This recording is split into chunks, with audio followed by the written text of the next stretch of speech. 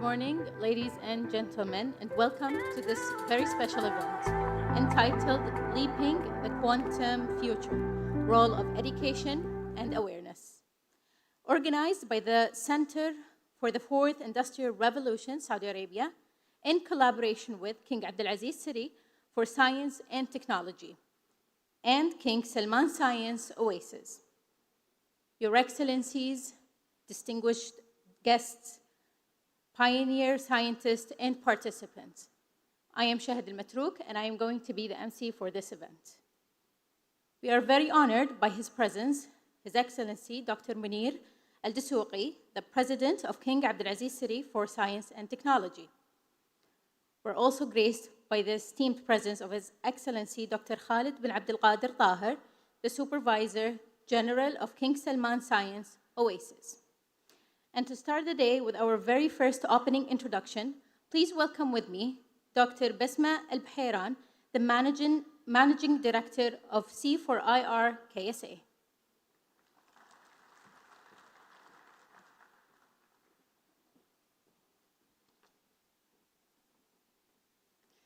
Bismillah ar-Rahman ar-Rahim.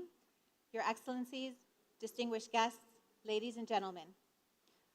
Good morning and a very warm welcome to this special event organized by the World Economic Forum Affiliated Center for Fourth Industrial Revolution in Saudi Arabia in collaboration with King Abdulaziz City for Science and Technology and King Salman Science Oasis as we come together to celebrate World Quantum Day 2024. World Quantum Day is celebrated annually on April 14th as a testament to the collective dedication and ingenuity of scientists, engineers, policymakers, and enthusiasts worldwide who are committed to unlocking the full potential of quantum science. It's a day to celebrate the spirit of discovery, collaboration, and exploration that drives progress in this field as we strive to harness the power of the quantum world for the betterment of humanity. Today, we stand on the cusp of a quantum revolution where the principles of quantum mechanics are reshaping the landscape of technology and innovation. As we gather here to commemorate World Quantum Day, we're not only celebrating the remarkable achievements in this field, but also looking ahead to the limitless possibilities that lie on the horizon. Quantum technologies, from quantum computing to quantum communication and sensing, hold the promise to revolutionize industries and transforming the way we approach complex problems.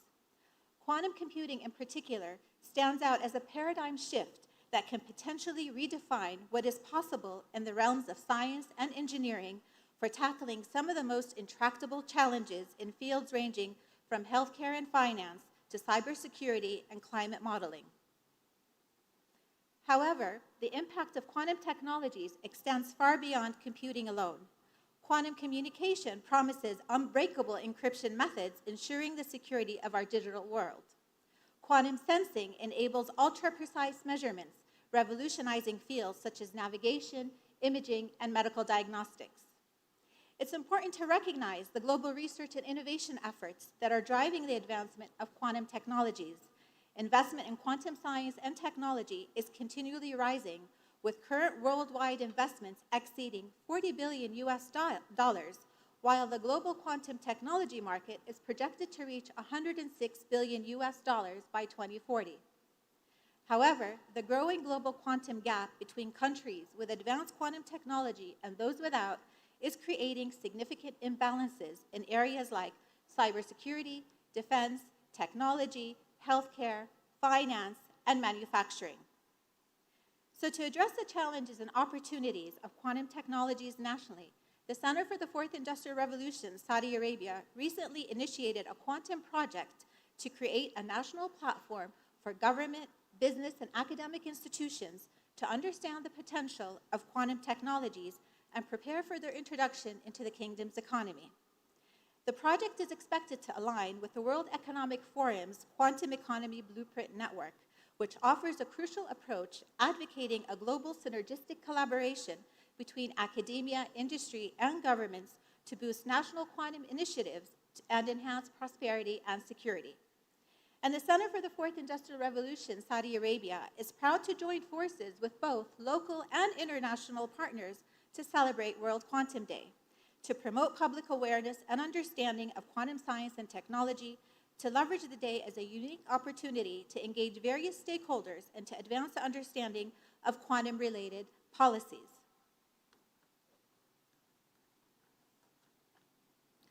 Quantum advancements are set to transform the economy, impacting areas like economic modeling, financial markets, and supply chain management.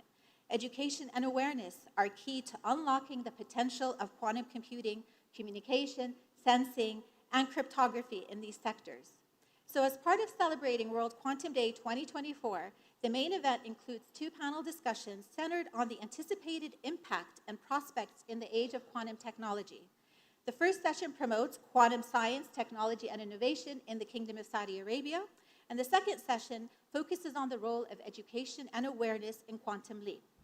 In closing, I'd like to extend my heartfelt gratitude to His Excellency Dr. Munir al-Dasuki, President of King Abdulaziz City for Science and Technology and Chairman for the Center for the Fourth Industrial Revolution, and also to His Excellency Dr. Khalid Taher, Member of the Board of Trustees and Executive Director of King Salman Science Oasis, and to all of our partners, exhibitors, and participants for their unwavering support in making this event possible.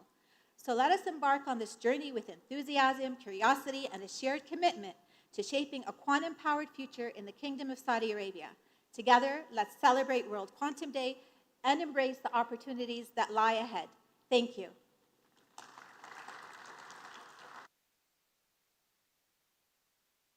Dr. Basma, for these insightful words. Now, please, ladies and gentlemen, welcome with me on stage Dr. Ibtisam Badris, the professor at the Institute of Nuclear Technology at KACST, advisor and supervisor of programs and events at King Salman Science Oasis.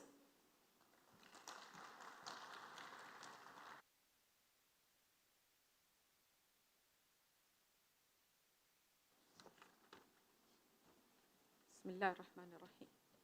Your Excellencies, distinguished guests, ladies and gentlemen, dear students, Assalamu alaikum wa rahmatullahi wa barakatuh. I would like to extend a warm welcome to all of you at King Salman Science Oasis as we gather here to celebrate the International Quantum Day for the year 2024. King Salman Oasis for Science is a scientific center that provides a unique experience by integrating design thinking processes in science, technology, engineering, art, and mathematics. The goal of the Oasis is to develop the 21st century skills in the new generation and to deliver fundamental science to the community while fostering creativity and entrepreneurship in STEM applications. Here in King Salman Science Oasis, each day we have the leverage of welcoming numerous students who embark on captivating journey where we simulate their intellect and spirit through a fusion of knowledge, entertainment in the field of STEM education.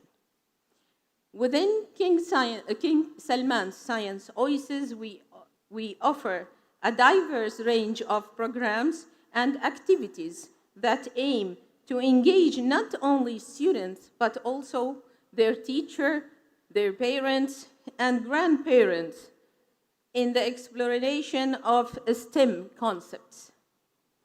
These initiatives utilize the edutainment approach to education, effectively blending entertainment and learning to enhance understanding and knowledge acquisition.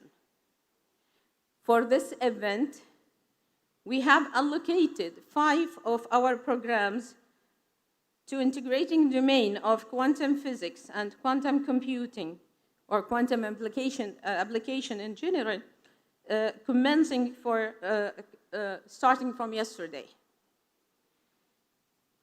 Today, I'm here to illuminate the remarkable domains of quantum physics and quantum applications, highlighting their profound significance in our daily lives and the future of humanity. Quantum physics, which delves into the behavior of matter and energy at the tiniest scale, has brought about the revolution in our comprehension of the universe.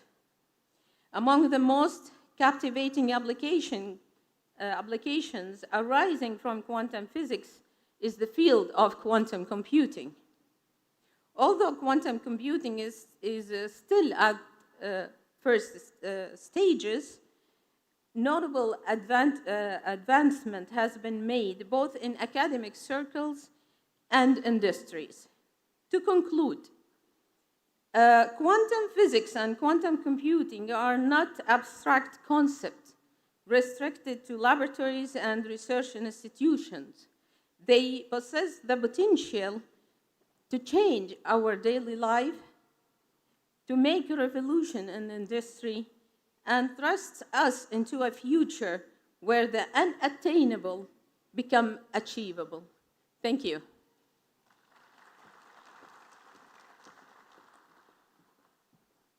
Thank you very much, Dr. Ibtisam. Now, ladies and gentlemen, to kick the day off, we are going to start with our very first panel discussion entitled Promoting Quantum Science, Technology, and Innovation in KSA.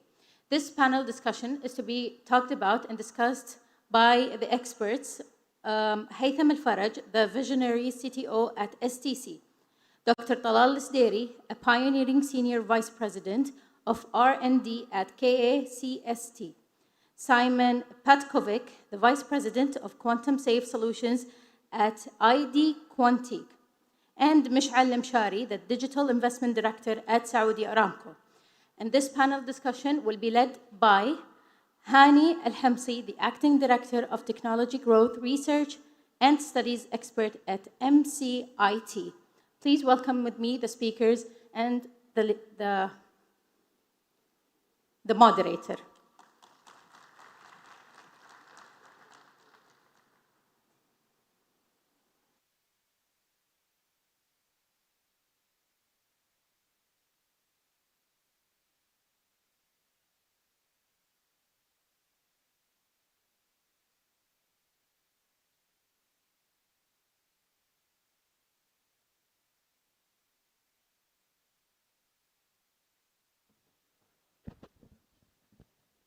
Hello? Perfect. Thank you so much. يعطيك العافية.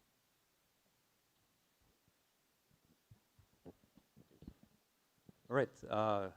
Good morning, everyone. يعطيكم العافية. السلام عليكم. I'm really happy and I'm excited and grateful for the center to have invited us and to give me this honor to talk to such genius minds. So we have a lot to talk about. Let's begin.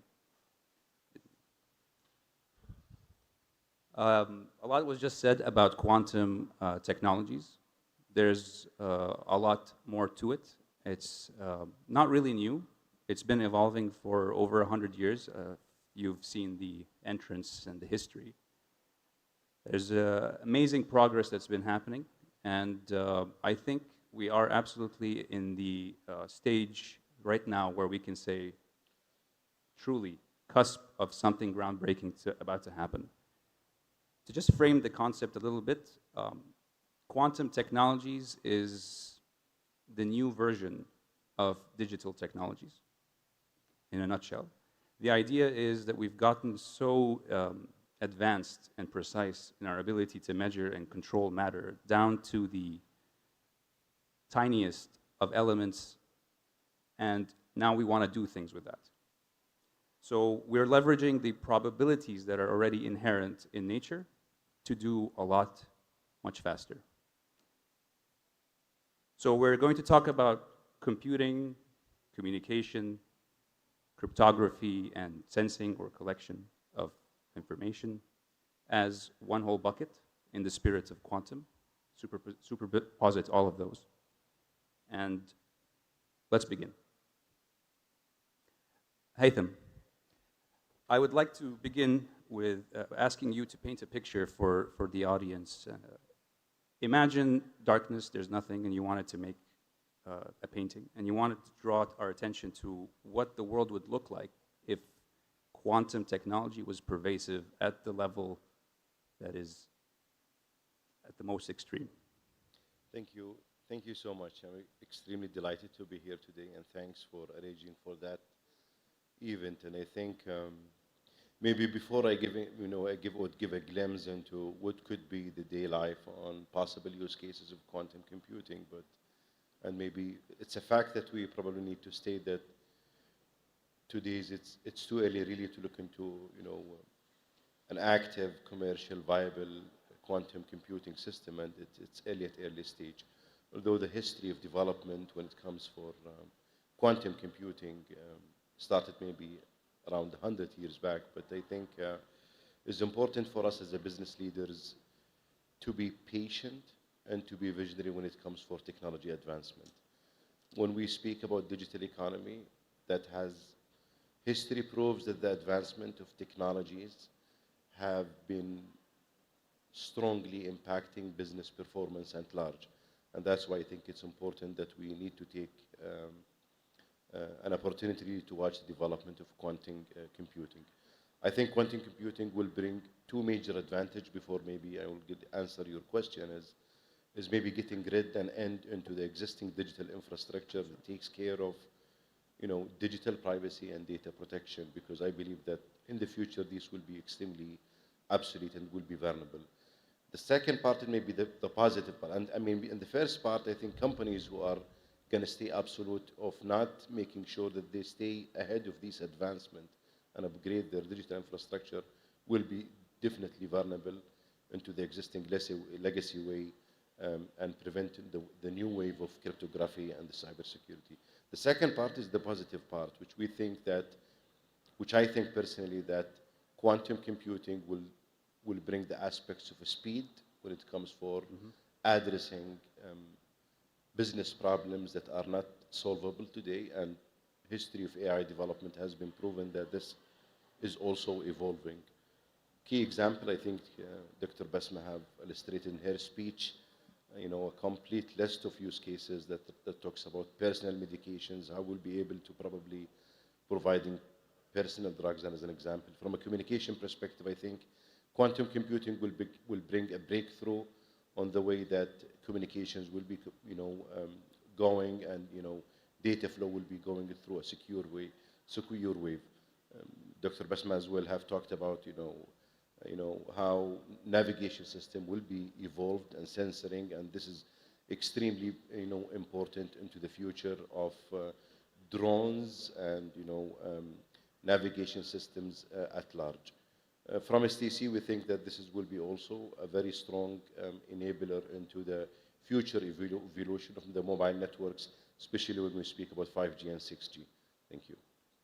Thank you very much for that. Yes, we will talk about the infrastructure and the other components as well, but thank you for illustrating that with specifically quantum computing. And the reason quantum computing gets mentioned more often than the others when it comes to the revolution that's happening or that we're on the cusp of is because it's primarily what drives everything else, right? We already had sensors, we already had communication, but the worry that a quantum computer would come, and this is a security issue, it drives people to think about all these different digital technologies in a whole new paradigm. So Simon, if you don't mind giving us a glimpse from your angle coming into Saudi, what do you think Saudi's position should be in quantum technologies? Yeah, thank you, Hani, and hello, everyone. Your Excellencies and esteemed guests, I'm very pleased to be here, and dear panelists. So quantum computing is so fascinating that I don't think our imagination is able to comprehend at this point all sort of different use cases and breakthroughs it will allow. Yeah. And how to apply them in your own environment here. I think there's going to be enough of very, very smart people, particularly the universities and academic community, that will be able to harness this. I'll speak later about communication, which I think Saudi Arabia is in a fantastic position to leverage quantum communication technologies, because you have all the fundamentals here, and I think it's a matter of days for qubits to start flowing between different locations and cities here. But in terms of quantum computing, I mean, we're looking at breakthroughs in all sorts of fields. Any complex simulation, any simulation with many, many variables, from weather simulation to molecular reaction, which you think about just in the world of pharmacy and medicine, if you can have new compounds and new chemical constructs that can make medicine cheaper and more effective, then look at the world of fertilizers, for instance, which are super expensive to produce, energy intense, high CO2. So quantum computing promises to do all of these things, to advance them very rapidly, including advanced materials, so new materials that will be able to be invented. This is why we have a geopolitical race. Yeah. So quantum computing essentially gives the opportunity to nations to reset the playing field of economic power. And we still live in the Silicon Valley age, right? We still live in the age of all this high tech coming from the Silicon Valley. But quantum computing can reset this. This is why we have massive investments in China and elsewhere into quantum computing. And I think governments see the opportunity to bring themselves forward and to catch up to the most developed countries. In terms of, so that's on the plus side. We call that happy quantum, all the good stuff. Yeah. Now, there is a flip side to quantum, and just if you don't mind, mention this now. So quantum's very good at doing certain mathematical calculations, and unfortunately, it's exceptionally good at calculating things that are the fundamentals of cryptography today, of public key cryptography, which is the security of internet and the way we do security today, which is multiplying large numbers to get prime numbers, which a couple of weeks ago in New York, I had a chance to meet with Diffie, who is the godfather of public key encryption, who invented the Diffie-Hellman protocol. And he explained this as a horse race, and he said his method of public key cryptography is like a horse race where you come to the race, but you don't see the beginning of the race, and you can only see where the horses are moving. Yeah. And you cannot tell when the race started and where. Mm-hmm. And quantum computer can in fact calculate that and devise the numbers, and it will break public key cryptography as we know it, meaning that the security as we know it will be rendered pretty much obsolete. So that's a huge and massive problem, and I work at the moment in the field of quantum communication, and there's a lot of, it's the most mature of the quantum fields, quantum communication, quantum sensing, and then quantum computing is a little bit still kind of in the growing pains, so the birth pains. So I think this is where here I see a massive opportunity, and you have the right infrastructure and the clusters of innovation that can easily be made to be quantum enabled, yeah, which on the academic side will help to grow a new generation of scientists who are savvy in quantum physics and quantum communication. On the other side, it immediately provides a super long-term security for your network infrastructure backbone, which is essentially signaling to the economy that it can conduct digital economy over your fiber optical network with the assurance that there is a long-term safety for 10, 20, 30, 50, and 100 years in the future. Right.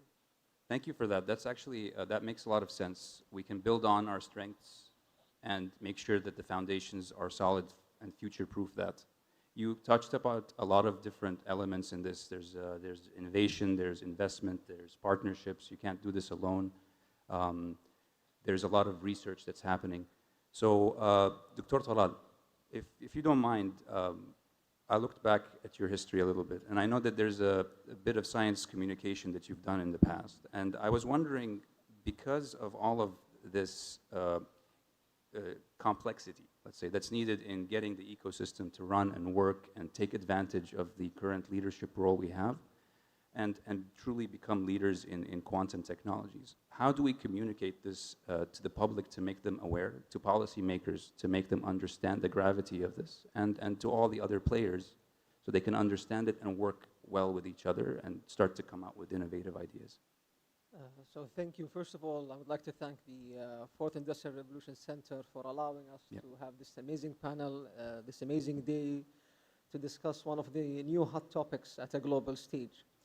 So in terms of quantum technologies in general, we've been using them for the longest time without understanding them. Yeah. So even in the current processors, we harness the quantum kind of field without understanding how exactly it works, where it's still a probabilistic problem for us, but yet we've seen the advancements, the support it gave us from a global ecosystem benefiting from it. So looking at quantum, you've mentioned how can we have more awareness at a public level as well as a policymaker level, which are two key important elements moving in the future. So in terms of public, I think awareness is very key, including them in the journey, discussing the problem, showing the solution, and the harnessing of the ability. I think that's an important kind of role, especially that the economical benefit is not yet realized from the quantum technology sector.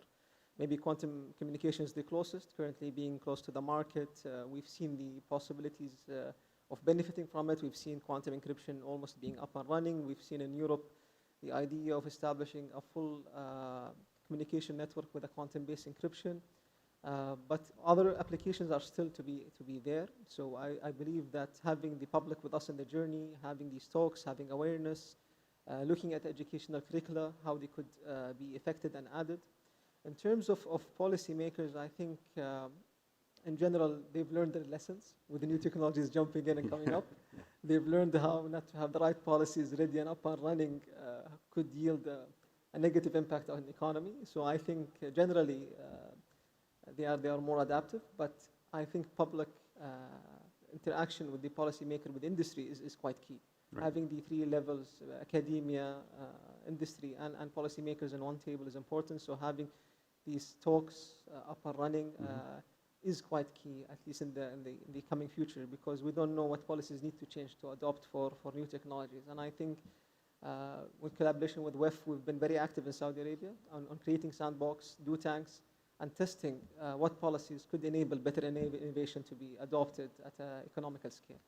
That's wonderful. Thank you, Dr. Thank you so much. I mean, this is not an easy topic, definitely not an easy topic, and there's a lot of moving parts.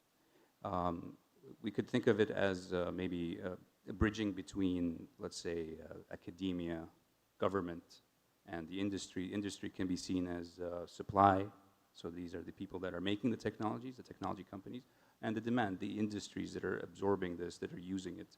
So, Mishad, if you don't mind, could you give us, to Haytham's point about infrastructure, are there specific areas of infrastructure from your experience, or talent development even, that require significant action to facilitate KSA's advancement in this area? Okay, thank you very much, Haytham. Thank you for organizing this very important topic and this very important day, and Eid Mubarak to everyone. I think, yes, all the areas you mentioned are quite significant. I think as a nation, we do today have the appetite to step it up and to really become among the global leaders in quantum technology. I think today it's not good enough to be an early adopter of cutting-edge technology. Those days have passed. We really need to be among the leaders and in the race that was mentioned in the quantum world, whether it's on quantum communication, quantum sensing, or quantum computing. And the appetite is there, the hunger is also there. And then with Vision 2030 and everything going on, I think we can and participate and have a significant role to play. In Aramco, historically, we have had to use supercomputers, whether we go all the way back to the 70s with the Cray system, Cray 2 system, Dammam 7, Shaheen, and with all the high-performance computing. And that has given us the competitive advantage. And with what quantum has to offer, we believe that if we don't become among the leaders in that, then we will be losing out on that competitiveness. Now, in terms of infrastructure and talent development, I believe we need to take both an organic and an inorganic role in that. Organically, we need to start aggressively upskilling and talent development within the nation in all quantum fronts. I do believe it's not a matter of if quantum will happen, it's a matter of when. Yeah. And I think that when is very soon. There's debates whether it's 5, 6, but all of those dates compared to the significance that quantum will provide, it's really around the corner. So organically, we need to do a lot of upskilling, and inorganically, we'll need to have some acquisitions of whether it's talent, companies, know-how, and start in parallel those two streams to catch up in this quantum race. Thank you so much. You put in a lot of optimism in that, and I share that optimism as well. And there's a lot of push towards these variety of approaches. But we need to accelerate what we're doing. We need to build lots of talent.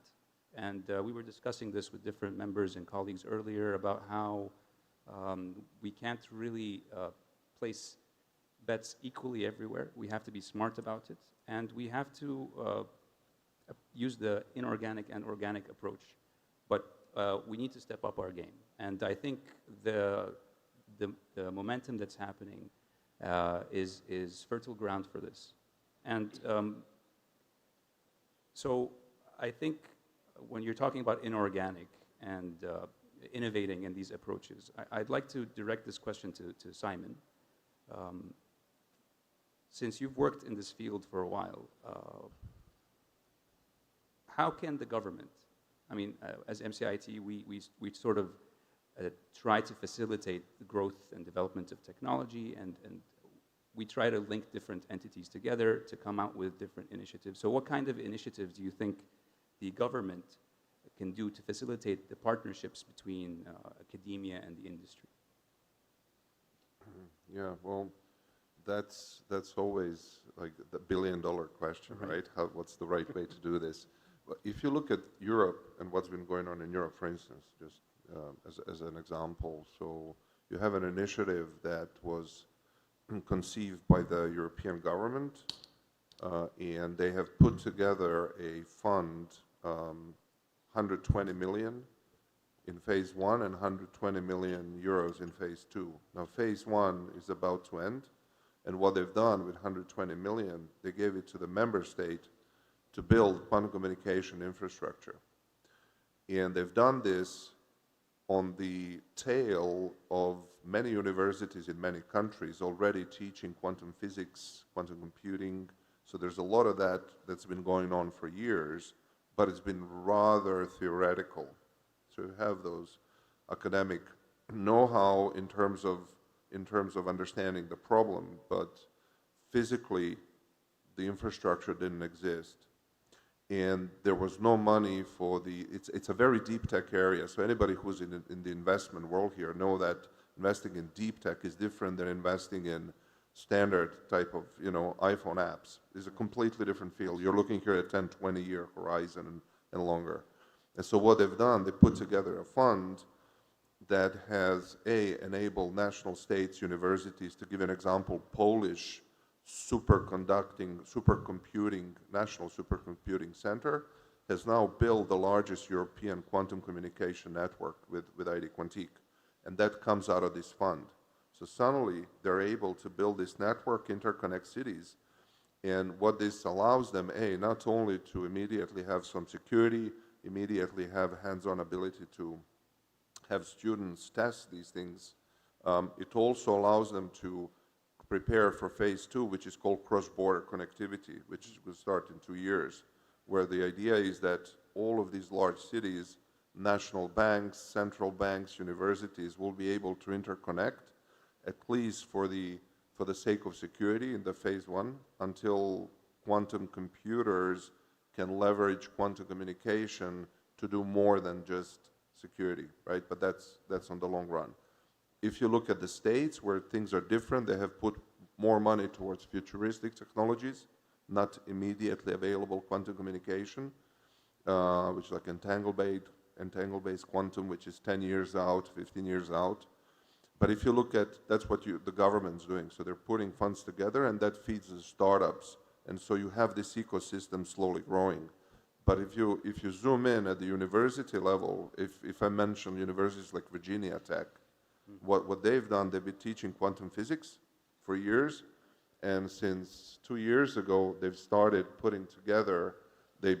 buying quantum communication equipment, which we call QKD, quantum key exchange devices.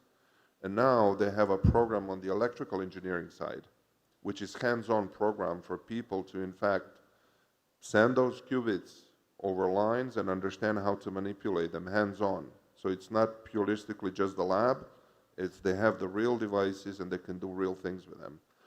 And so these are just a couple of examples. Another good example that I can mention is Singapore, where you have an ecosystem between academia, government, and telecoms.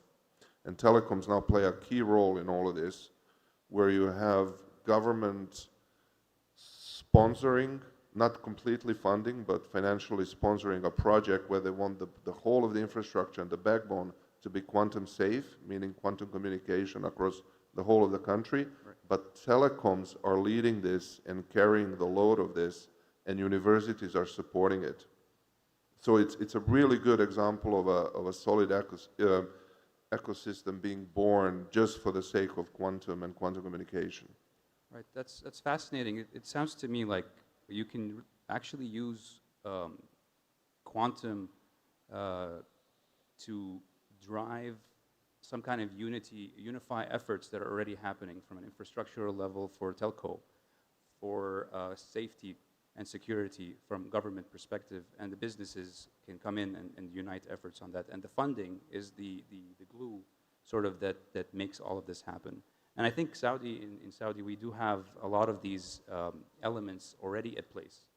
Dr. Basman, the center, is, for example, creating this platform, this community of these people that would eventually connect with one another and learn more about what everyone else is doing and start to build on top of that. This is already happening. And this question maybe to you, Haytham, about what opportunities do you think these quantum technologies would actually present to businesses in Saudi Arabia? So how can we make businesses excited about this? I think maybe just to start, by the first opportunity that I think we should look into it is basically the government vision at the end of the day, because there is a strong, very ambition to look into, digital infrastructure improvement. And maybe the last 3, 4, 5 years, we have witnessed a massive leapfrog in the way that the digital infrastructure have been matured in the kingdom. And this has been supported by, the support that we have seen in the telecom sector from MCIT and other government institute, and also by the vision that we think that we need to be advanced in that area. When we speak about opportunities, there are opportunities to be, maybe Mshari have talked about that we want to go beyond being early adapter and take leadership, but I think let's have a starting point, making sure that we contribute part of this. I think putting much more focus on investing in R&D, having these platforms and collaborations and events and discussions similar to the one that we have today between government institutes, universities and academias, private sectors, really to try to look into the research and dimensions, because we still believe that I think it's still early to be there, but it's too soon to be here. I think digital infrastructure is extremely important. These I'm not going to call it the computing, the quantum computing systems will be going over the cloud. I think building a digital infrastructure is extremely important. The impact on different industries that we have seen in the past on the advancement of technology will definitely disrupt different business and different industries in oil and gas and telecom and different industries. These all are opportunities that we should take advantage of, and we should start really working from yesterday. That's true. That's right. I mean, there's a lot to do still. And this actually leads to something that we probably need to think about a little more, or talk about a little more clearly. it's still nascent, it's still new, it's still being developed. A lot of it is as quantum computing. But there are a lot of elements, as Sayan had pointed out earlier, that they're more or less becoming mature and important to consider from today. So Simon, I'd like to direct this to you again. Businesses today, those people that want to use quantum, what are the challenges that they face? What are the things that make it hard for them to adopt or invest such technologies? Yeah, so I don't know how to present this the best, but for instance, look at the financial sector and oil and gas, for instance. So they both of them have a need for both quantum computing as an enabler for advancing certain business-related processes. In finance, they want to predict certain market movements and so on. In oil and gas, there's a lot of very complex calculations that are happening in simulation. So they need to work within that ecosystem to bring these technologies in, and then you have hardware, and then you have a lot of different software layers and stacks on top of quantum computer. So they have to build this know-how in-house. And from what I've seen, at least in the banking sector, they're competing with us for the talent, which is amazing, right? Yeah. So you would have a PhD in quantum physics who understands both quantum computing and quantum communication, getting an offer to work for a vendor manufacturing quantum computers and quantum communication, and they would get a job offer from a very large bank to work for them in order to translate what this technology can do for the bank. So we have a competitive war for talent already, which is The talent is scarce already. Yeah. I don't want to say this, but I think technology vendors might be on the losing end of this because, you know, but this is a problem I see already, right, in terms of how to leverage this. And on the other side, they are already making moves to bring technology in-house, whether these are prototypes or in fact going to production with some of their particularly quantum communication. And they're doing that because they're trying to manage their risk, and they're being ahead of the curve. And they're doing what we call hybrid approach to security now. Until now, we had only mathematics to help us with security, public key cryptography. Since about 15 years ago, when ID Quantique was the first one to start, it's about 20 years ago, but since, say, 10 to 15 years ago, we have quantum communication. And since about 3 to 4 years ago, it's the telecom grade, standardized and ready to go. So only now, only a couple of years ago, it's telecom data center ready. And they're already putting this in because they're going hybrid, and this is because they're trying to avoid putting all the eggs into one basket. Now they have multiple technologies that they can leverage, and in case there are failures on the math side or there are weaknesses found, they have a layer of security. So you have them working on implementing this, and at the same time in this industrial business ecosystem, you have large system integrators, consulting companies, you know, Deloitte's, Capgemini's, Accenture's of the world's, IBM. They're also competing for the same talent, and they're also trying to beef up their go-to-market to help all of those businesses absorb these new technologies and implement them. So it's becoming, I would say, about 24 months ago, this has begun. And now with NIST standardizing new post-quantum cryptography this year, this will just tremendously accelerate. So I think the timing is really good for in terms of the Saudi Arabia to embark on this very rapidly, because there's going to be a lot of activity in that space starting with 2024 and going forward. Does this translate to the other domains of quantum technologies like computing and sensing as well? They function somewhat independently in terms of their technological stack development. Yeah. So quantum computers are independent, but the further they're developed, the greater the threat to security. Right. So they impact each other, but in terms of your kind of the life cycle or maturity of this, each has its own life. Right. And quantum communication has been the most mature, so it's usable and production ready at this point in time. Quantum computers still have to go for a while. Right, right. I like that. I think this is a message to most businesses and industries that you should start perhaps adopting these hybrid approaches to quantum proof your systems and your communications. And it seems like talent is being tried to be pulled from both sides, those who are buying, those that are selling or making. Dr. Talal, how can these businesses then, since they know that they might need this talent and they know that this technology is going to grow and enable them, once we're talking about promoting it and talking about the benefits and all of that, at some point they need to step in. Big businesses, STC, Aramco, for example, or small businesses as well, they need to start to collaborate with academia to push what's being researched now, and with other entities or elements so that they can know how to use it at the end of the day, so economists and so forth. So how can businesses do that? What would you recommend to the industry?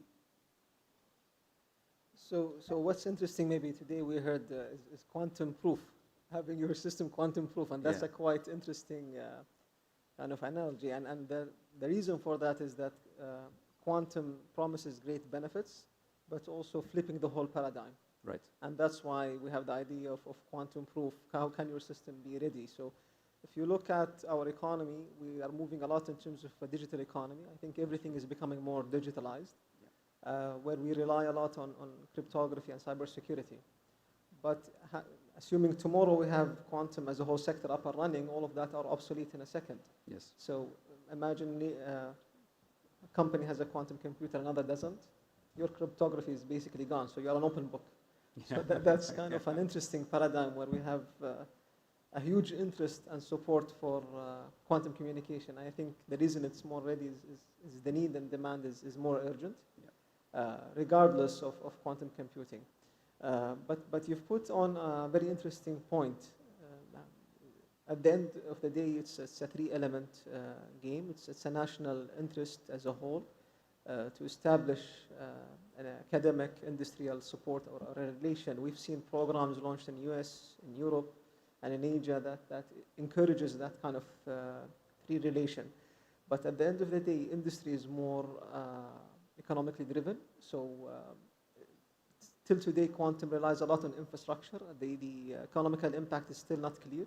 So that creates a huge challenge for private sector, especially the startups. And today we've seen that the biggest customer of quantum is academia. So if there is a quantum computer today being sold, mostly it's sold for an academic user. We've seen it in China, in Europe, in America, and so on.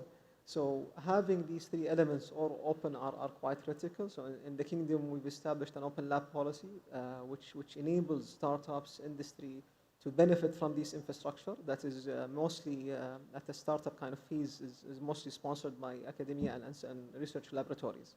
So having these three elements are quite important. In the kingdom, we've established several programs. So I would say currently we're working with Aramco closely to establish a quantum valley to enable startups to flourish, grow, have access to labs and talent. And I think it all rotates around two elements. Number one is talent. Having the right talent is quite critical. Yeah. At the end of the day, they are the mass that's going to drive the whole sector.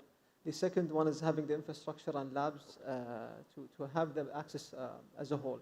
So currently we're actively trying to develop these three kind of triangle to establish a new horizon, a new future. But what's important is that quantum promises huge advances, huge benefits, but also huge threats that especially for countries who are leaping behind, or nations who are leaping behind, and that's quite scary. So I think it's important as a whole to collaborate. International relations are quite important, benefiting each other, supporting it from a scientific basis, building talent at a global benefit. Great, thank you so much, Dr. This last question, I think, is for Mishhad. We know Aramco is doing a lot of things, and you talked about this earlier. From your perspective, having dealt with all these technology companies that are providing these kinds of solutions or working towards building them, what do you think their limitations or challenges are? what can they do to contribute to the growth of the ecosystem that Dr. Talal was talking about? We're creating, let's say the government and the industry is partnering to create these spaces where they can flourish. What can these technology companies do to grow? Okay, Yeah. I think they can do a lot, and we need to not position ourselves at the receiving end of this all the time. We need to receive as we can, but also we need to start building these capabilities internally. As Dr. Talal mentioned, we're partnering with CACST on the Quantum Valley Initiative to start nurturing this at a national level. And we do have a national advantage. As Simon mentioned, oil and gas is a big area that needs this technology. And usually these technologies are solutions looking for a problem. Yeah. And those nations who are leading in these technologies might not have the need that we do. So we need to leverage that in our advantage to its fullest, and kind of start advancing our capabilities in quantum. There's multiple use cases within Aramco, within oil and gas, and within the nation as general. Within quantum computing, whether it's the seismic mapping of the subsurface, that has historically needed tremendous compute power and still does. Whether it's material science, we see pharmaceuticals using quantum for drug discovery. That's also applicable for material science, cybersecurity, and quantum proof, and protecting our critical assets from a post-quantum era to make sure that it's safe. And that's just quantum computing. Quantum sensing has also huge benefits also to our upstream subsurface operations, navigations of whether it's vessels, more precise and secure navigation. Quantum communication also has big advantages. So I think really the time is now to start stepping it up and participating in this. Great, thank you so much. I was told that I had only 1 minute left, but I really want to ask this one question, if that's okay. Yeah? This is to all of you. I'd like, as the audience here, if they're interested in participating or doing something, what kinds of initiatives, major research-wise, or collaborations in quantum science or engineering or technology, whatever it is, what would you recommend for them as something that they can go and look at today? Maybe just to speak about two initiatives that we do in STC. We welcome collaborations with different institutes, either academia or business organizations or even universities, really to push this forward. We're working currently with IBM, really looks into the security dimensions of communications, because we believe that STC today can play a major role on the standardization aspects, especially when we deal with partners. And the third partner, probably from our perspective, and we were just discussing with some of our colleagues here, is how to maybe push on the investment aspects and how can we push for entrepreneurs. And this is, we are active very much in STC through our incubation platforms that we can offer. I look forward out of today's Quantum Day really to list out these initiatives to move forward. Thank you. Inshallah, that would be great. Dr. Talal? So I will make it short. I think I will try to cater for different types of people. So for students, I would recommend highly they search the topic more in depth. It's quite important, especially it's coming in regardless. So it's an important topic, and I think King Salman Oasis is doing an amazing job trying to attract future generations to these deep technologies. In terms of industry, I think we have two representatives of two industries. I think they're quite aware. But for startups, please visit the garage, visit the labs, see where you could set your idea as an establishment. I think there is a huge national quantum initiative coming in. And of course, for academia, keep pushing. That's what I would say. Please. Thank you. Yeah, Simon? Yeah, I would say for large organizations and companies, they certainly can send employees to take some of the quantum-related courses to get up to speed on what the latest and the greatest is. What I've also noticed in the past, there is a huge gap, a philosophical, paradigm-related gap, educational gap between traditionally educated computer science employees and quantum anything, quantum computing, so these are two very different worlds, and there is a level of discomfort between cybersecurity and computer science guys and quantum, as if they're afraid to touch it. So what I would say, what we've seen is that it makes sense to get, single photon detector or a simple quantum key distribution system, which is inexpensive in the company, and get these guys to familiarize themselves that these are not, this is not science fiction, and they can, in fact, leverage those qubits for something useful in the company. Let's kind of bring the two together. Yeah, that's a good idea. Yeah. Mishad? I think at an academia level, we need to definitely increase in terms of upskilling and talent development.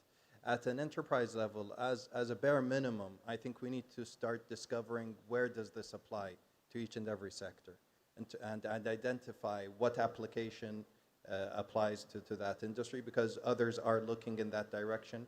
And when quantum has its ChatGPT moment, it's going to be too late. And those who have already ran their quantum applications on simulators and know exactly what they want to use it for once it's available will have a competitive advantage over others. Well, with that, thank you so much, dear panelists. I'd like to maybe wrap it up by saying there's a lot of work that's being done. A lot more needs to happen. We need to accelerate. We need to be quantum proof. There's a lot of room for collaboration. The center has created a platform and will continue to embellish that. So I'd like to thank everyone, and I hope you enjoy the next panel, which would talk about that kind of the role of education and awareness in this. Thank you very much. Take care.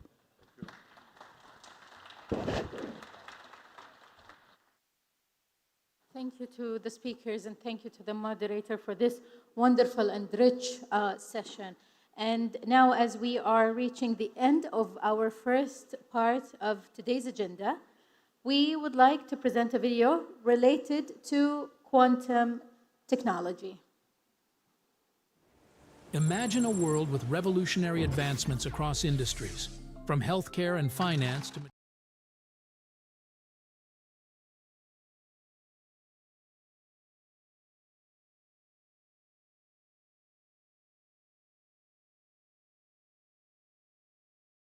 quantum world to unlock capabilities far beyond traditional computing.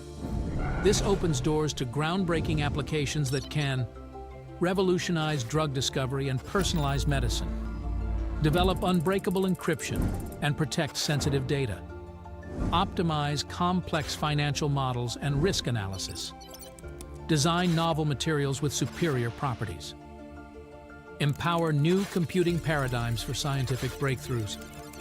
Recognizing the immense potential, Saudi Arabia is actively building a vibrant quantum ecosystem. This includes government initiatives. These initiatives are dedicated to fostering research and development, supporting collaboration across stakeholders, and establishing a national strategy. Research institutions, leading universities and research centers are conducting cutting-edge research in quantum physics, computing, and applications. Private sector engagement. Private companies are exploring the potential of quantum technology for various industries, creating a market for innovation.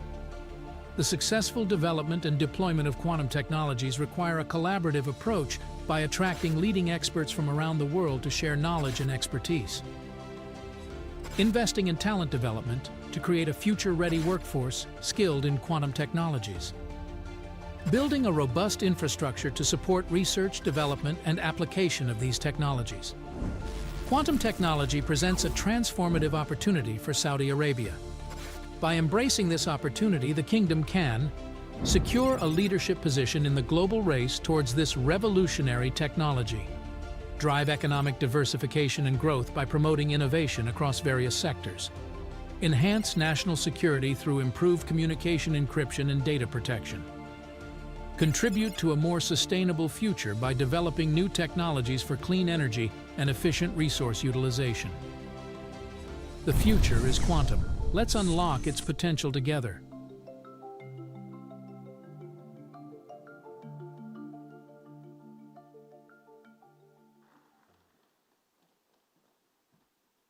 And in appreciation for the efforts of the first session, I would like to invite Dr. Basma Al-Bhiran, along with His Excellency Dr. Munir Al-Dasuqi and His Excellency Dr. Khalid Tahir, to honor the speakers and the moderator of the first session.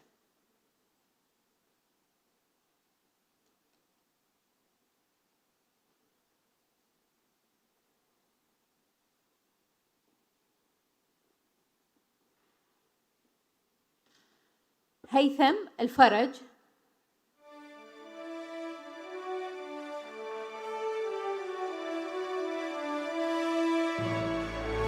دكتور طلال الستيري.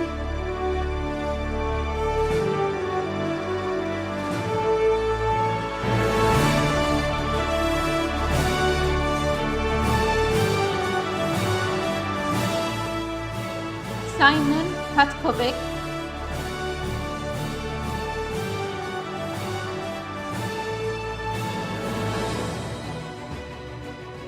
مشعل المشاري.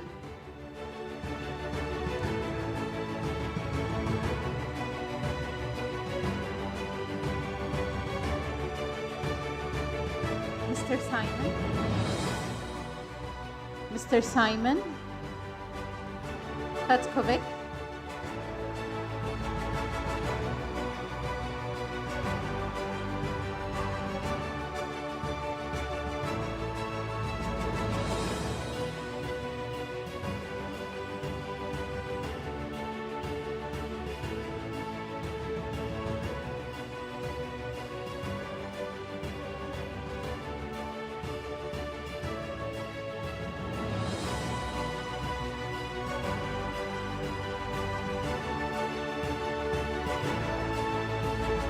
Now, ladies and gentlemen, thank you everyone for attending this first session. We are going to have a 10-minute break. Please enjoy your refreshments, chit-chat, and we'll see you shortly. Thank you. As we continue our quantum journey on this special event of World Quantum Day, the next session is very significant as it tackles education and awareness. So the second session is entitled The Role of Education and Awareness in Quantum Leap. This session will be discussed by Dr. Wasiq Bukhari, the chairman of PASQAL. He will be with us online due to bad weather condition in Dubai. We're also going to have in this session Dr. Haifa Jamal Al-Lail, the president of IFAT University, Professor David Kayes, the senior associate to the president and director, Extreme Computing Research Center. And once again, we'd like to welcome our moderator to this session, Dr. Ibtisam Badris, the advisor and supervisor of programs and events at King Salman Science Oasis.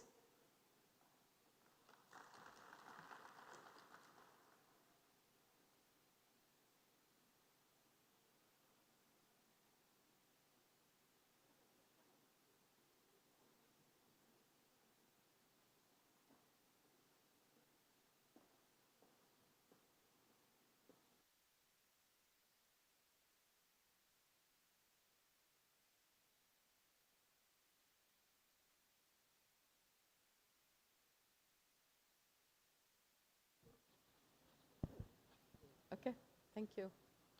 طيب السلام عليكم. First of all, I would like to thank the Center for Fourth Industrial Revolution for this invitation. I'm very happy and grateful for this. I'm also very humbled to share the stage with our esteemed panelist, Professor David Kayes, founding Dean of Mathematics and Computer Science and Engineering Division at KAUST, He's also the director of the Extreme Computing Research Center and senior associate to the president of KAUST, Dr. Haifa Jamal Al-Leil, president of Ifat University, Dr. Ibtisam Badres, professor in the Nuclear Technology Institute at KAXT, and she's also running the programs in the King Salman Science Oasis.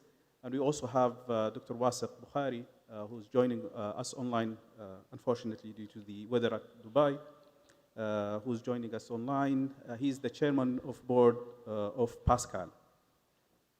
So the title of this panel is the role of education and awareness of quantum leap.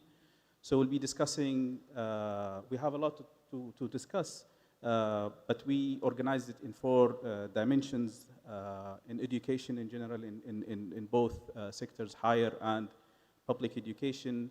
We'll talk about the role of governments, as well as the role of women in quantum computing and technology in general. So I would like to kick off this panel by addressing a question to Dr. Haifa.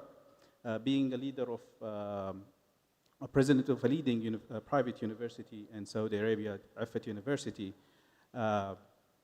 would like to ask you about the current landscape of education and quantum computing. So I would like you to shed some light on the existing education courses, education programs and courses in quantum technology. And the other part of the question is, how can universities enhance the education of quantum computing and technology in Saudi Arabia? اوكي بسم الله الرحمن الرحيم والصلاة والسلام على أشرف الأنبياء والمرسلين سيدنا محمد عليه أفضل الصلاة وأزكى التسليم. I would like to thank the Center for the Fourth Industrial Revolution for really inviting me to be among this kind of a quality and wonderful people to speak about a very important really issues and development and technology. Now the whole world is really going through.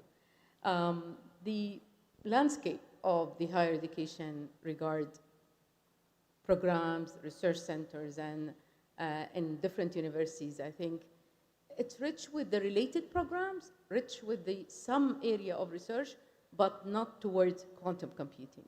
So the only, I think, institution that really have a program dedicated to quantum computing, it's a professional master degree offered by KFUPM. There are some efforts and done here and there with the different related program, but not with a complete kind of a master or a bachelor degree or a PhD degree in quantum computing. So physics, computer science, communication and electrical engineering and computer engineering are really part of different institutions, actually in the Kingdom of Saudi Arabia. And think that really will be the base for our, how we launch different program, how we create or instill different kind of research centers in these higher education institutions. So I think that's to answer you the first question. The second part of the question, it's really related to how universities really these days help Saudi national vision in reaching the goal of quantum computing or the technology in general, and to be a leading institution. So I think the first thing is really like, each university has to have a research center in quantum computing. And it's related quantum mechanics, quantum communication, all of these kind of are related. It has to have this kind of center. And the second part, which is really the talents and development of the talents, it's not only like, just teaching them quantum computing and giving them really the resources, but how you integrate this philosophy of quantum, education into the different kind of a curriculum. Because if you're really giving it only to the specialized people in computer science or in electrical engineering or physics, you're not going to really touch the life of everyone. But the core curriculum of different kind of institution, which we usually call it core requirement of the universities, or what we call the liberal art education, or these kind of courses that every student in higher education has to take. So integrating one course or two courses to really familiarize the students with what is the new technologies that coming, okay, to the whole world, it's really important now. And integrating also the methodology of quantum education into different kind of teaching and learning. So it's not really like, only I want to teach quantum computing, but it's the philosophy behind quantum education is what we really need to adopt.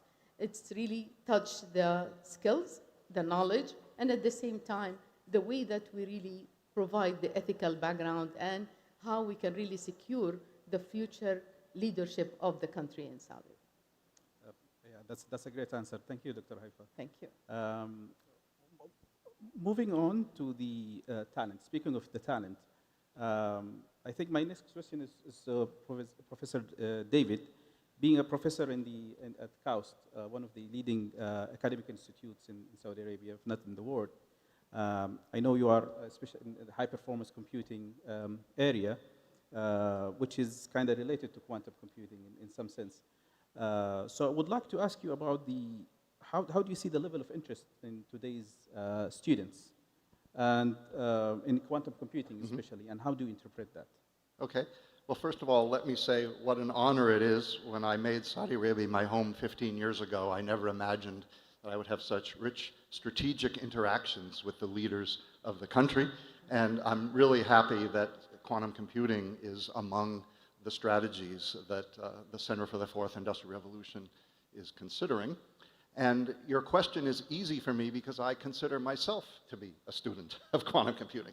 There are many things that I could say that I'm a professor of: math, stat, computer science, even mechanical engineering. But in quantum computing, I am at the beginning of the learning curve, so I do sense the same excitement that the students I know at KAUST who don't yet have a program called quantum computing sense. And I think, at the base of it, it's a fascinating intellectual frontier. It attracts people because it's unknownness, it's otherworldliness, like the space or cosmos. It's not out there, but it's in here. In fact, it's the world of the small. It's just the opposite of space in that sense, but equally fascinating for the same reason. Photons, atoms, quantum dot molecules, these things can't help but fascinate we who live in the macroscopic world with their strange properties. So it's also a field that is not fished out. You become a mechanical engineer, you do fluid mechanics, it's a very sophisticated, reduced to practice engineering field. It takes a lot of expertise, it's fun to do, but quantum is a field where a young person can not only make discoveries, but make inventions and even be the first to commercialize. And young people today have many examples in the machine learning area, and they think maybe quantum is my chance, the next generation's chance. The internet is 20 years old, and machine learning is getting mature. Where can I start my company and change the world? So students have a high, attraction to it for that reason. When we talk why are older people, like the senior leaders in the first panel, interested, they're interested because of the potential power, economic power, national security power that quantum could give. And I think, that is, as was said, 5 to 10 years out, but we have to be planning for it. But when you ask the young people, they're not so concerned about the power. They're excited about the novelty and the fact that it's, their generation under which this will mature, and they think, I better know this because before I retire, it's going to disrupt, my life. So there is a craving for it. And if you will, Mohammed, thinking of the fact that we talk a lot about the end products of quantum computing, but not so much about quantum computing, I have prepared a verse for this occasion that I would like to dedicate to Saudi's celebration of National Quantum Day. It stems from a quotation of the great inventor of classical computers, John von Neumann, who was once asked, he was a physicist, but he invented the von Neumann architecture of digital computers. He was once asked by a student about something he didn't understand in quantum mechanics. And von Neumann said, after some exasperation with the student's questions, in quantum mechanics, you don't understand things, you just get used to them. And so that was my inspiration for this little poem. And it also mentions Richard Feynman, who in 1982 produced the first paper about quantum computing, simulating physics with computers, where he got into the quantum possibility so many years ago, more than 40 years ago. And then it also refers to two ideas from 1997, Peter Shor's algorithm on decrypting RSA, which we talked a lot about in the first hour, and an article by someone named Love Grover, the quantum search algorithm. So with these allusions, here is a dedication to the fascination of quantum computing. We are getting used to you, like von Neumann told us to. Feynman took a careful look, and since that day, we've all been hooked. In most of life, large size takes all, but your potential's in the small, O quantum. Entanglement defies belief. Of all your miracles, it is chief. Superposition reigns supreme. At once, all values, what a dream. But decoherence complicates. We trust solutions lie in wait, O quantum. To stay ahead in crypto wars, we are studying Peter Shor. For large-scale search, we'll ask Love Grover. In square root time, the search is over. To optimize, we have a feeling we can't do better than annealing, O quantum. Qiskit, Q-sharp, Silk, or Circ, which language will streamline our work? Photonic networks, neutral atoms, trapped ions, quantum dots, tunnel junctions, diamond defects. For devices, we'll take all shots, O quantum.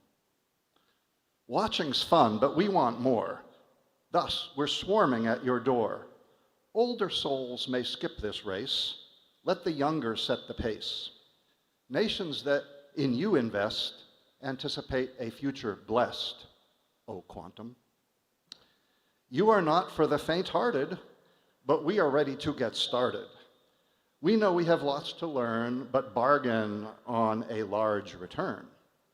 Early though your hour is, we gather where your power is, O quantum. So that's why students. That's very inspiring. Thank you. That's what I've learned from students about why they're interested in quantum. Thank you for the chance.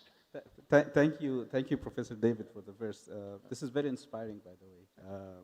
I had the chance to read it before, while we are preparing this, but hearing it from you is another thing.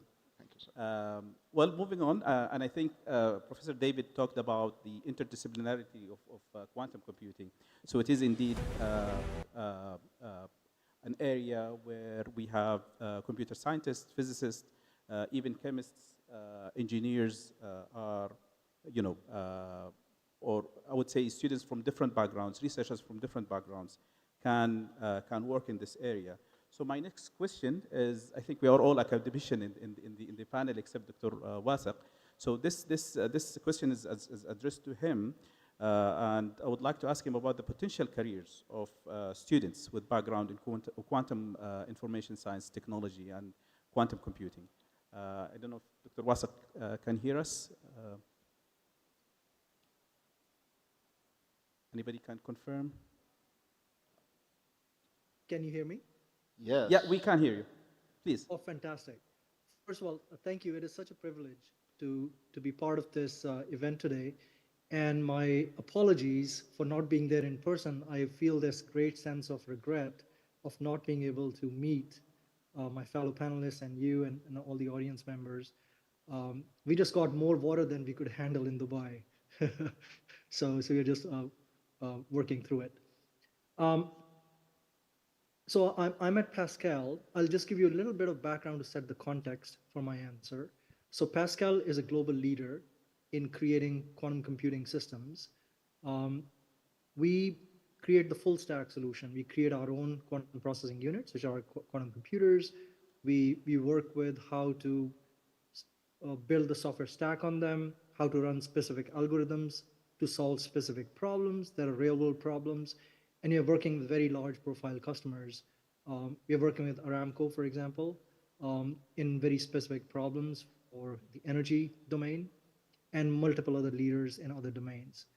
So we hire and we work with people from all backgrounds.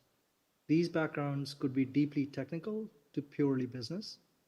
They could be purely hardware to purely software, to purely algorithms, to systems level. We work with our colleagues who are very early in their careers, to people who have had pretty significant careers in other industries. I used to be in academia, then I moved to, I became an entrepreneur. I spent most of my life as an entrepreneur or with large companies.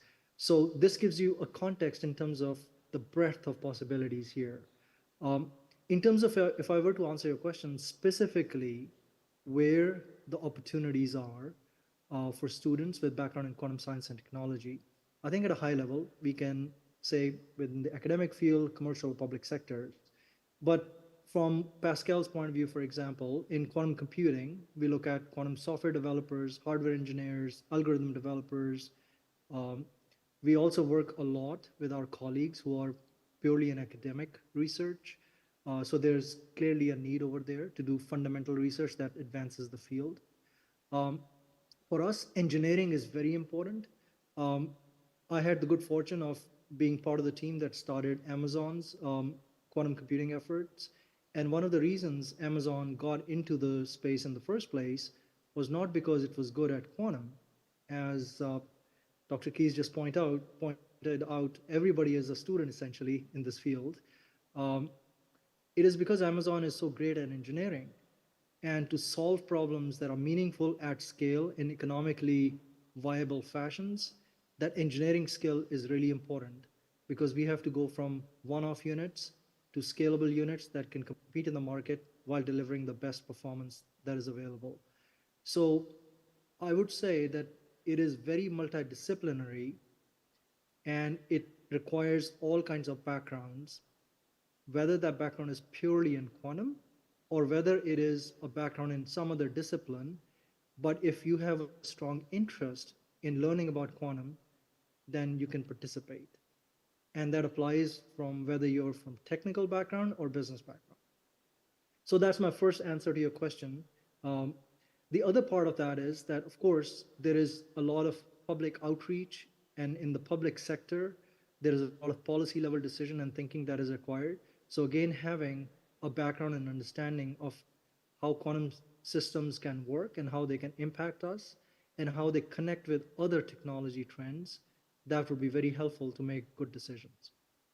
The last thing I want to share is the importance of entrepreneurship in this. So entrepreneurial efforts are by definition cross-disciplinary. So we have people from academic backgrounds, commercial backgrounds, public policy backgrounds, and public sectors, and everybody comes together. The interesting part about an entrepreneur is that the entrepreneurs, they identify what big, important problems to solve and how to solve them in differentiated and scalable ways.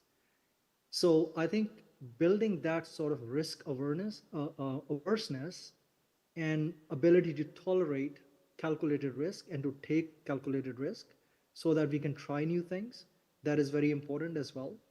The second is, we have to make failure acceptable because that is the most effective way of learning. If we truly try and it doesn't work, we have to try again.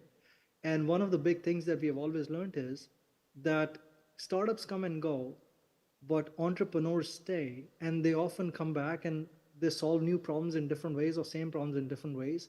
And in the end, by doing so, we end up creating tremendous value and disruption, positive disruption in the society.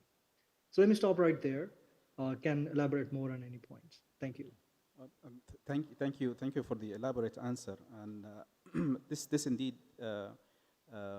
shows the multidisciplinary of this field, quantum science and computing in general.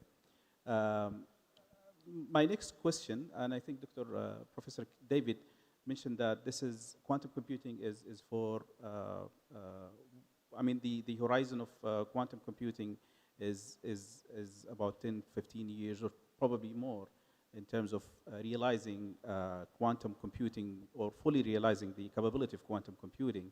So it is important to work on preparing the task force, not only at the university level, but also at the, we start promoting that at the lower level in public schools. Dr. Ibtisam, I think you are director of the programs at King Salman OSS, so you deal a lot with students from different levels. So I would like to shed some light on how can we introduce the concepts, the unintuitive, counterintuitive concepts of quantum computing, quantum technology in general to the K-12 students, probably by creating programs here at the King Salman OSS, King Salman Science OSS. So can you shed some light on that?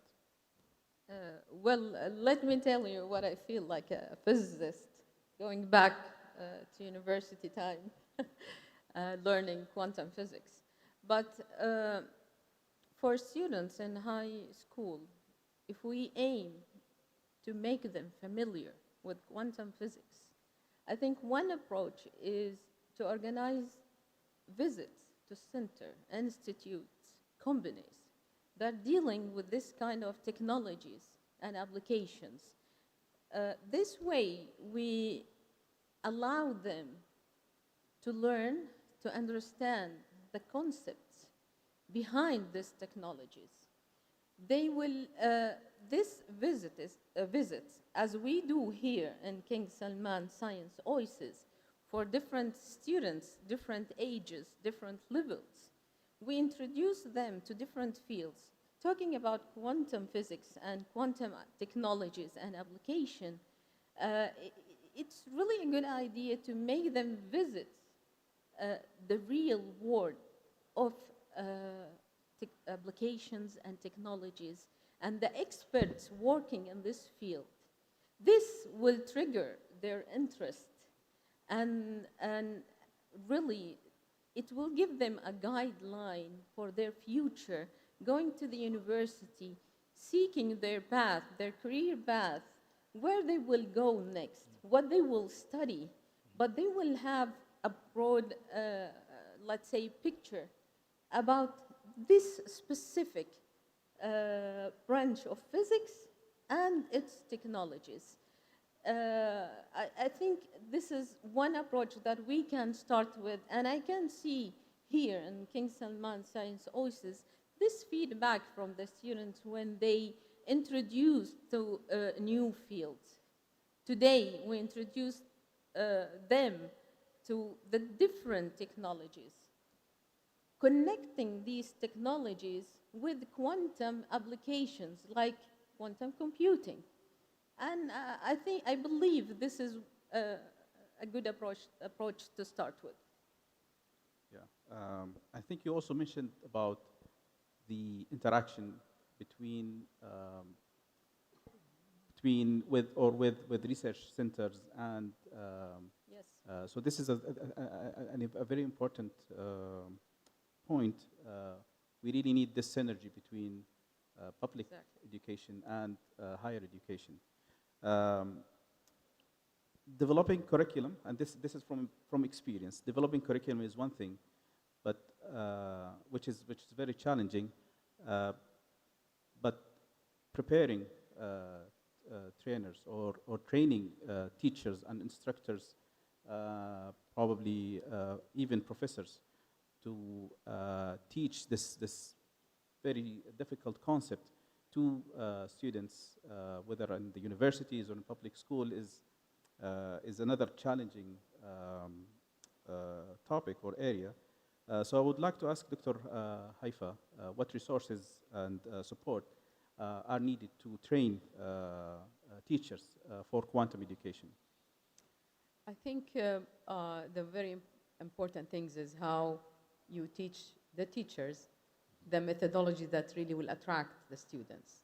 So this is very important, and I think I will add to Dr. Sam and what she said, the visit, but the very important thing is how fun is this? Because it's already mathematical background for quantum physics or for physics itself.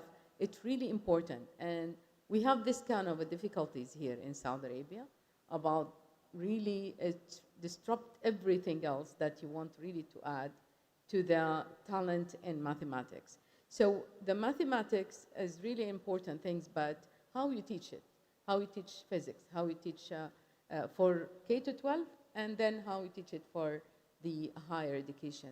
So bringing this in like an edutainment format and making sure that really that I put the methodology of teaching or learning in a sense that I assess the end of this result of how much is really love the student got for this kind of a major or a program.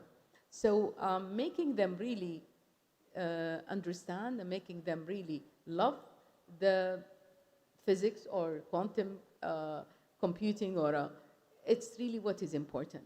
And this is really how we need to build the whole curriculum or design the curriculum on that basis. Not really like, theoretical, but it's a hands-on experience that really will experience every single part of the curriculum. Theoretical background will not really give the students any interest of how I connect between the theories and practice, between the life I'm doing every day. If I'm really learning just only 1, 2, 3, 4, without knowing exactly what does it mean, so it's not going to make any sense for me. So applying it to something, it will make a big difference to see the benefit of what I am learning. So I think this is very important for us, edutainment, and at the same time, looking at the curriculum as a place to really make the student love the curriculum, not only just fill it in their heads and brain without any thinking. Yeah, I completely agree with you, and this is very challenging. Exactly. Yes. And it needs a lot of training and effort to train the instructors The teachers, and so yes. on. Okay, so I want to switch gears a little bit into the. Let us take a broader look in the quantum computing, quantum technology landscape internationally. And I know there are a lot of initiatives, worldwide initiatives, whether in the US, in Europe, in Asia, to promote both the education, the research, and awareness of quantum computing. So I would like to ask Dr. David to shed some light on the international efforts in quantum science and technology in general. And if you can pinpoint some of the initiatives or some of the programs that Saudi Arabia can make use of, and whether we should do that in isolation of the world, or should we start kind of thinking of collaboration with entities and other governments around the world? Yeah, I think it's very important to put the Saudi context in the international context and learn what the benchmarks are and maybe make them proportional to population and then get expectations from there. And the reason that a national initiative is important when we're talking about education is it gives students an aspiration, oh, I want to work in that sector and my country will have it. Yeah. And if all that we do is teach it and there's no draw at the other end of graduation to either commercial or government institutes, then it's much harder. So there is an organization out there called QURECA, Q-U-R-E-C-A. I guess you're familiar with it from scoping out the process. Thank you for the link. Yeah, yeah. And it's not a huge organization, about 36 employees. They they sort of consult on education and training for quantum. And they've tracked the initiatives in 25 countries. The country with the largest effort by far, by a factor of 4 over any other country, is China. And I believe it's mainly because of the crypto wars that are part of that. But of course, there's a lot of, it has also a huge population, so that has to be.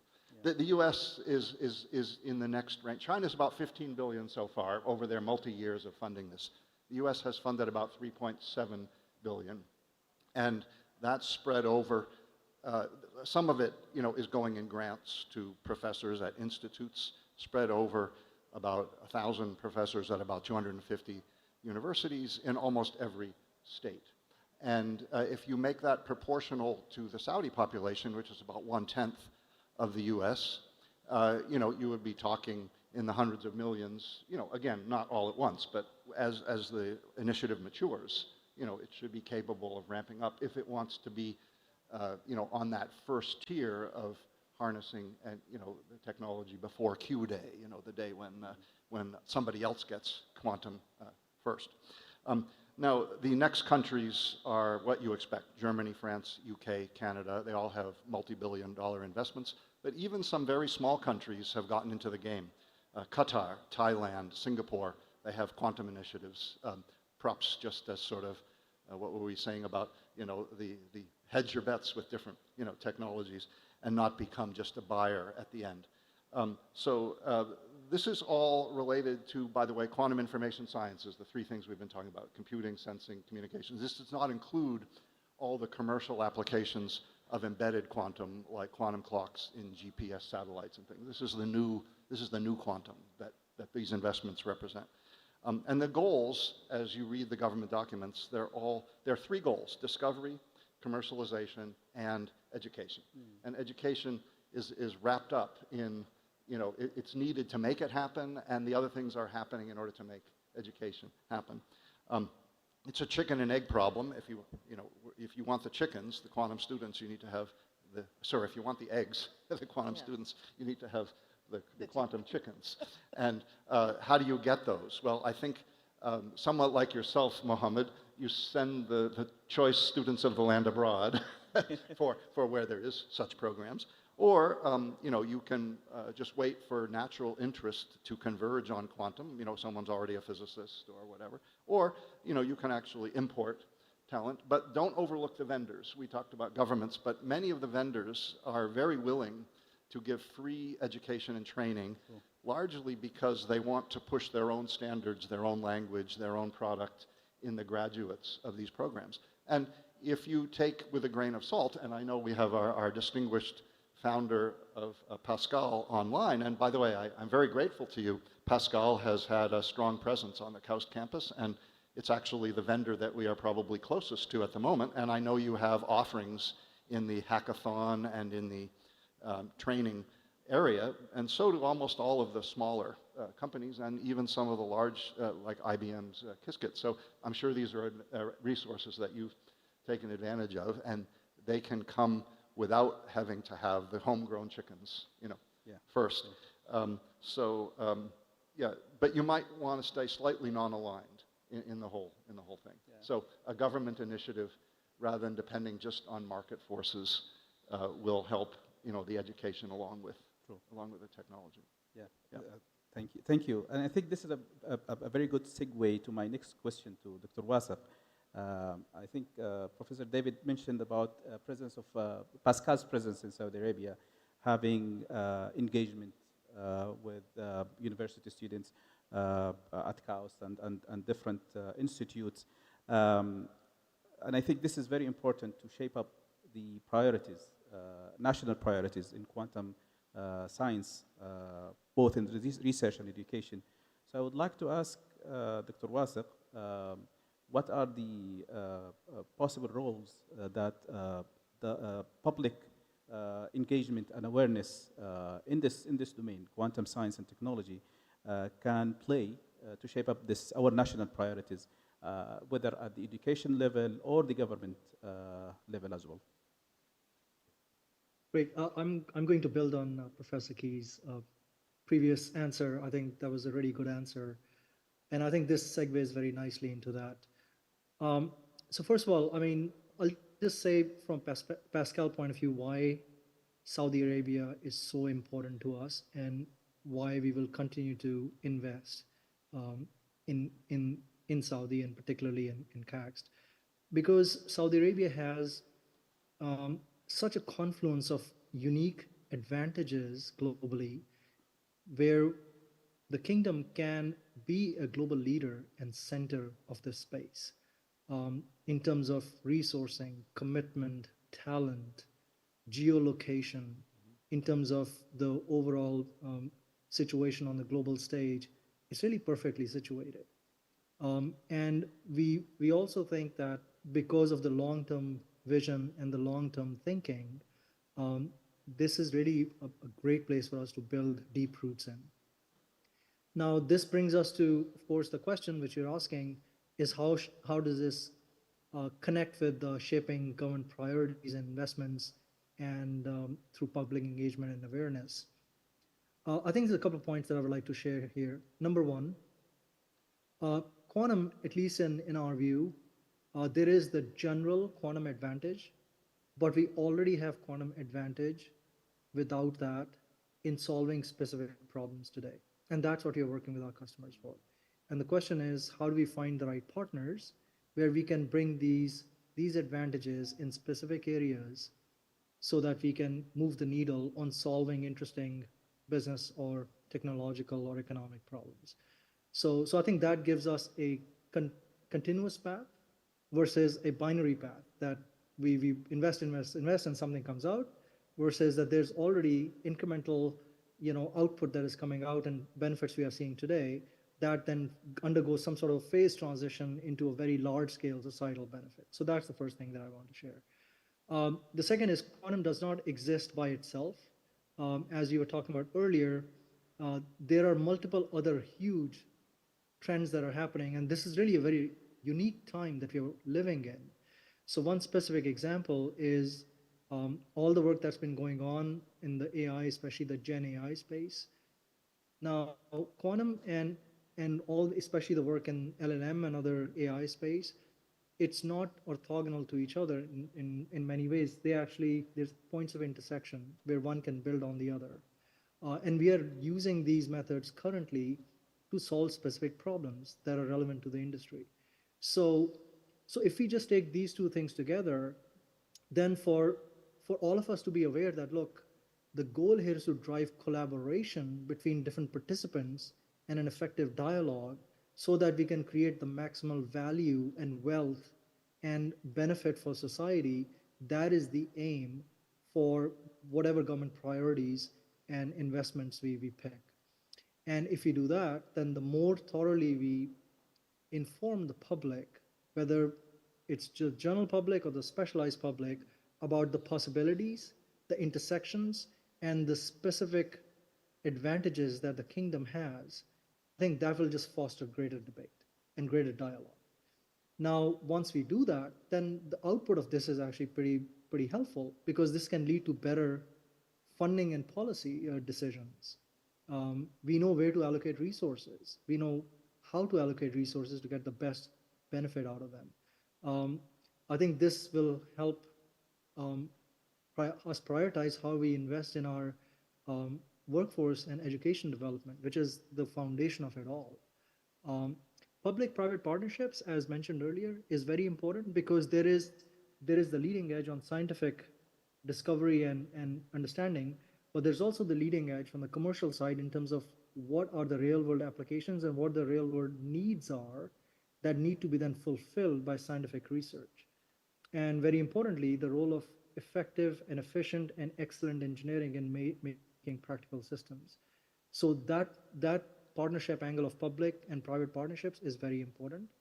As Professor Case pointed out earlier, international efforts, multiple international efforts, but cooperation is key to this. I think the last thing I would say is that every time there's a new technology trend that is exponentially beneficial and that can change the course of society, then we have to be very aware of the pluses and the minuses of that. So just having those debates and conversations is important from ethical and societal point of view to make sure that everybody has access to the benefits that come out of it and everybody has access to participate in creating these benefits. Okay, great. Thank you. Thank you, Dr. Wasaq. Capitalizing on the discussion, I think we identified three groups. We have the government entities or government agencies that are interested in using quantum computing, quantum technology. we have the industry, whether it's service providers or users of this technology. And of course, we have the educational sector. So I think what is really needed now is to develop a comprehensive strategy for the three groups to work together to ensure we have a long-term program that ensures practical learning experience, as Dr. Haifa and Dr. Tissam mentioned. So I would like to take your thought, Dr. Haifa. How can the three groups work together in developing such a strategy? I think developing the ecosystem for long term is really important from now, because the technology of quantum computing is evolving now, and it's not really gonna, the curriculum, the technology that we're gonna adopt now is different than, or the infrastructure that we're gonna put now is totally different than 10 years from now. So the commitment of the three players in the economy or in the country are really important for that. So the ecosystem and the landscape at this moment should be assessed, and then building on that, what really we have now and how we can really improve ourselves. From the role of every player, it is important, and making sure that really like we evolve as much as the other countries and other institutions are doing now, in order to really meet the demand in 10, 15 years from now. So developing talents, funding, developing the talents from the education institutions, making sure that really the government put the finances that's needed, and the making sure also the private and the government, private sector really create this kind of interaction between academia and them through internship, and between the government and them are really important for this collaboration.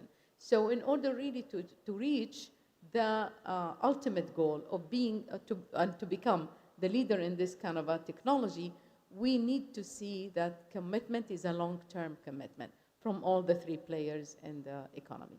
Yeah, I can't agree more with you. Thank you, Dr. Haifa. I think we're gonna again switch gears into another topic, which is the role of women in computer science, quantum science and technology field. I think Dr. Haifa mentioned that at KFUPM we have a master program for quantum computing, and we graduated already 2 batches, and the 3rd batch will graduate this semester. And we were lucky enough to have about 24 students, 18 of which are female students. And I already can recognize few faces among the audience. Yeah. So I would like to probably give you a question, Dr. Abtissam, being a pioneer in a, I would say in a very, I would say unique domain, nuclear technology. So I would like to give you this question. Can you address the challenges, significant challenges that can women or female may face in quantum science technology field, and how can you address these challenges?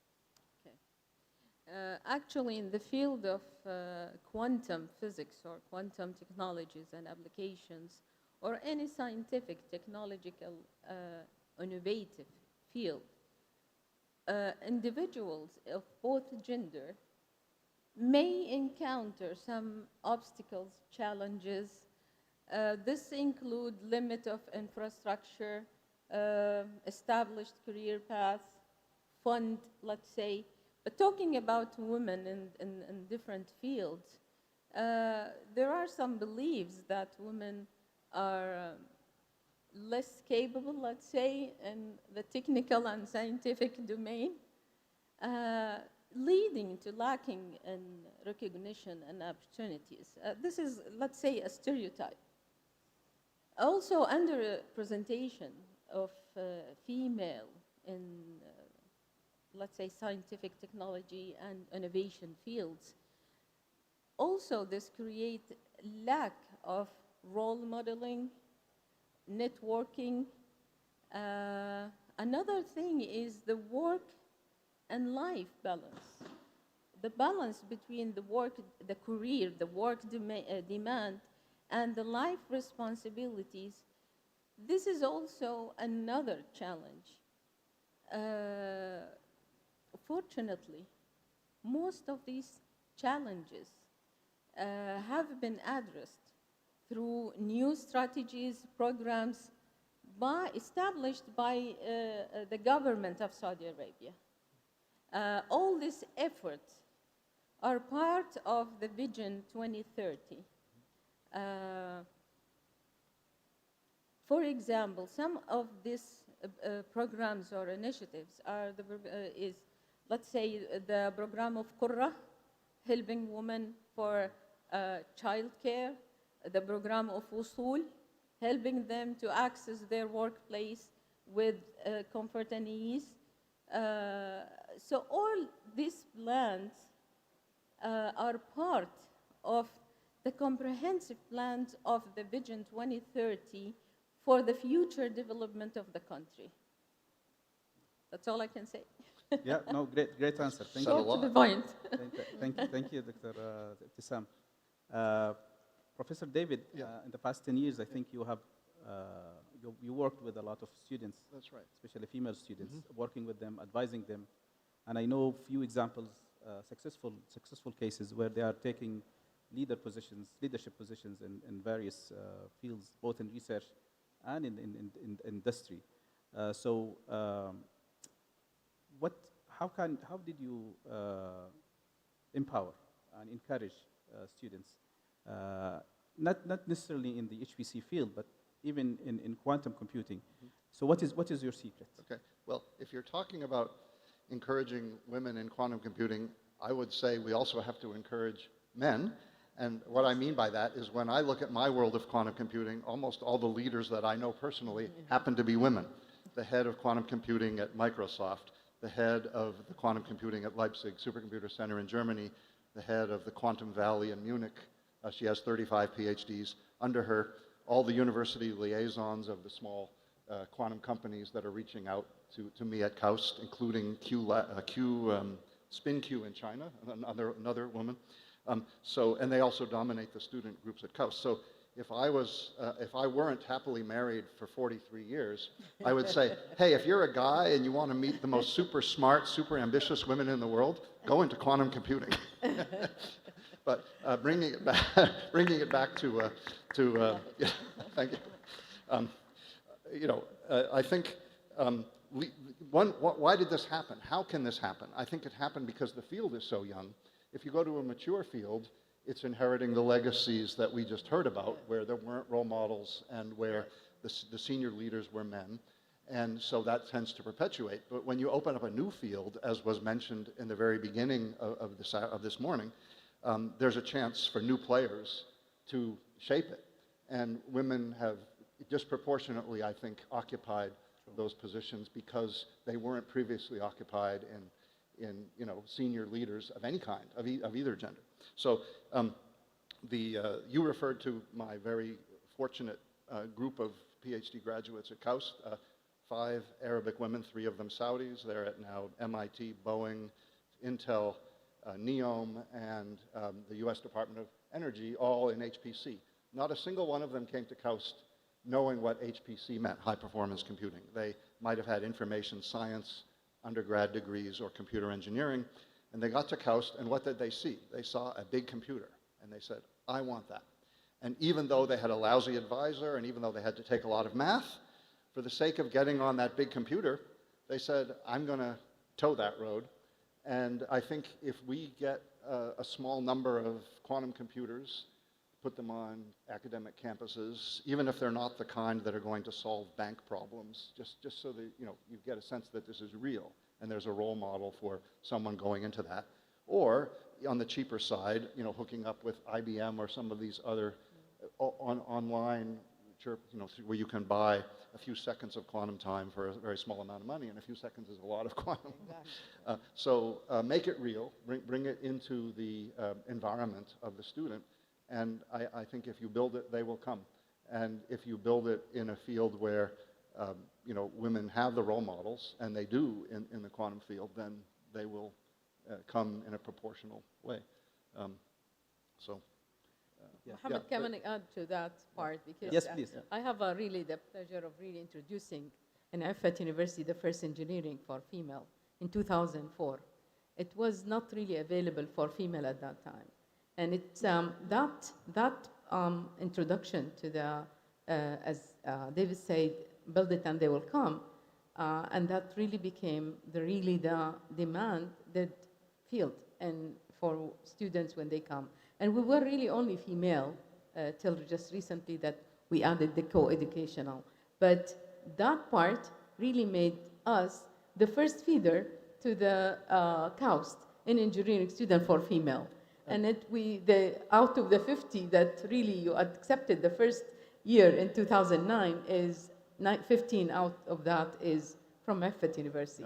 And one of your graduates is one of mine. Exactly, one of the 5 that you mentioned. Who's actually in charge of quantum and neuromorphic and other things at NEOM right now. Yeah, Noah Al-Harthi. So I think I agree with you, build it and they will come, making sure that really everything available for female, and that's what really we're going through now. Alhamdulillah, with 2030 vision, it's everything available for the female. What we need is really, as Abtisam said, is really the role model, and making sure that really this role model that's available, not only nationally, but internationally. So if we're lacking something nationally, so we need really to have international figure that really encourage female to go into these kind of fields again.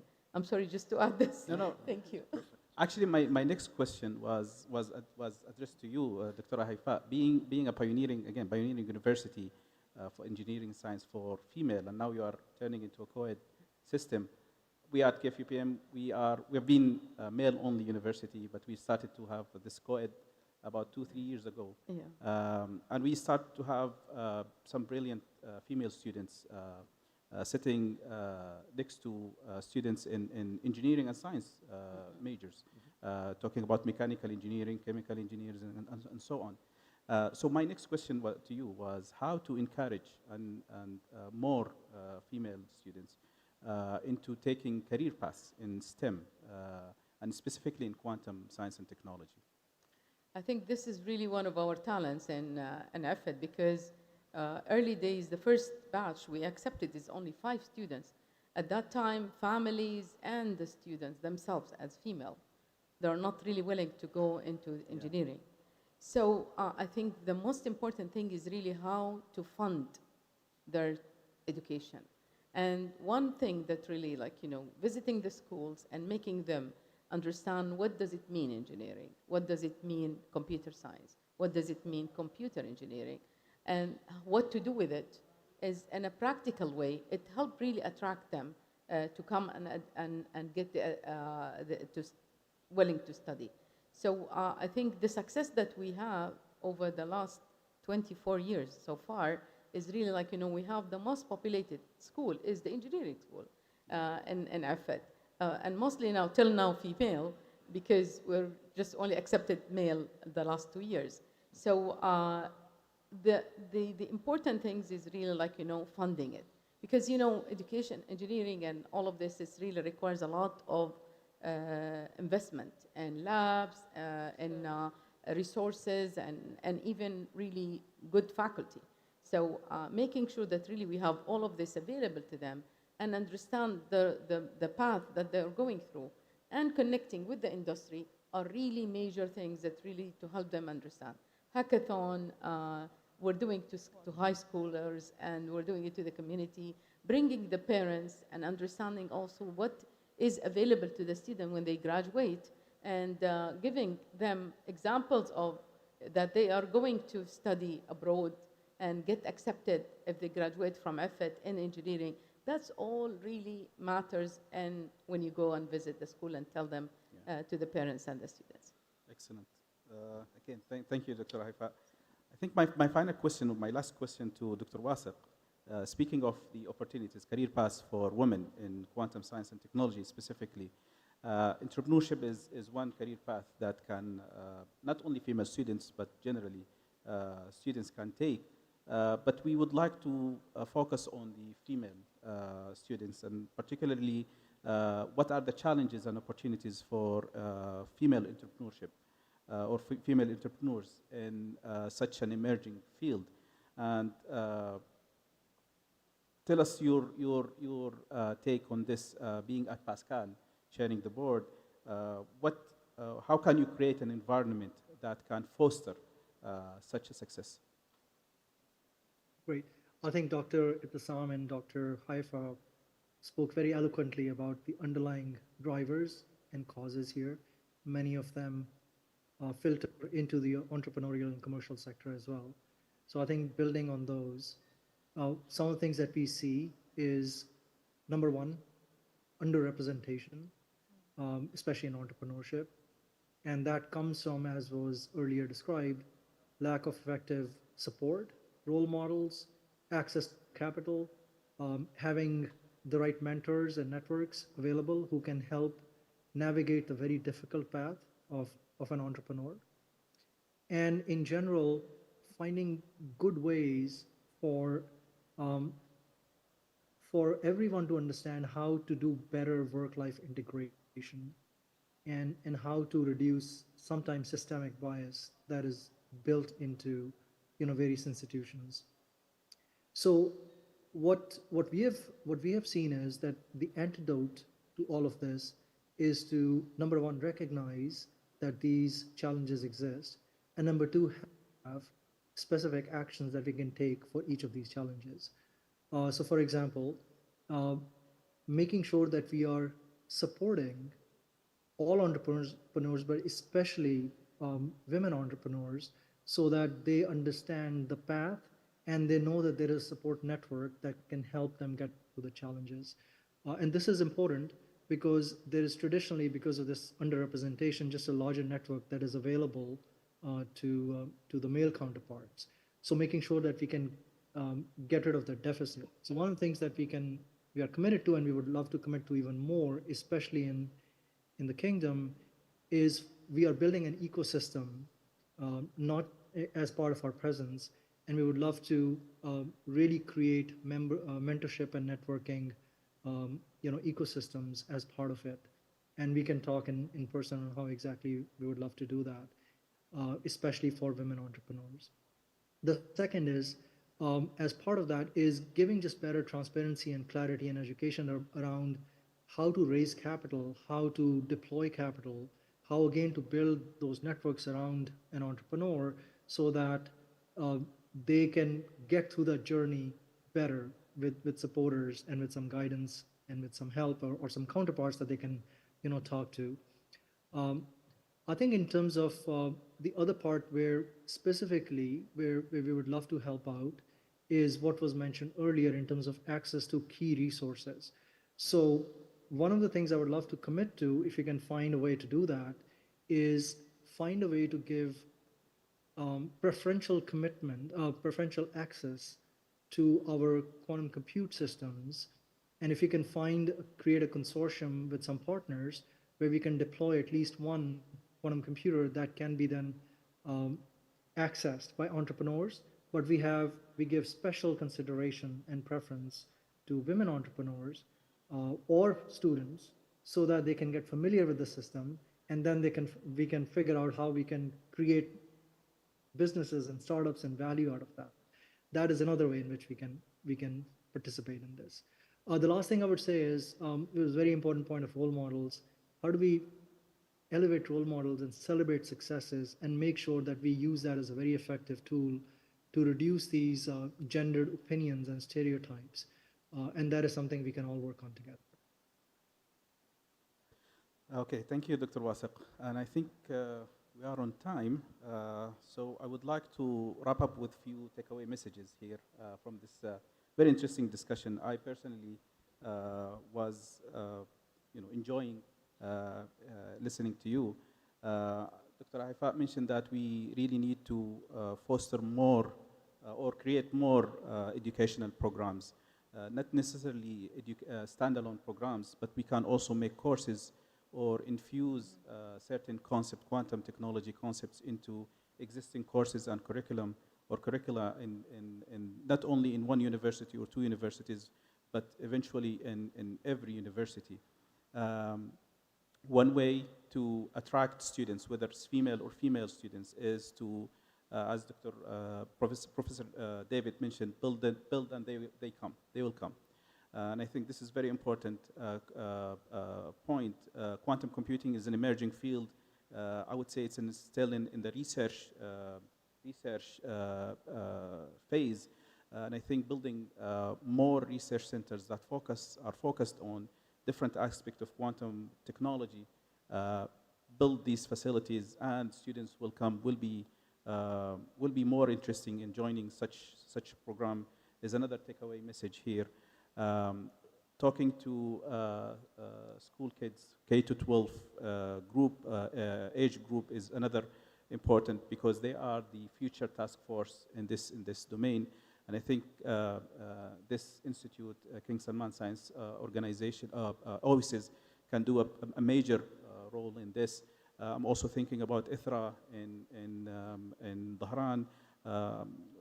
We might need to think about another organization in the western part.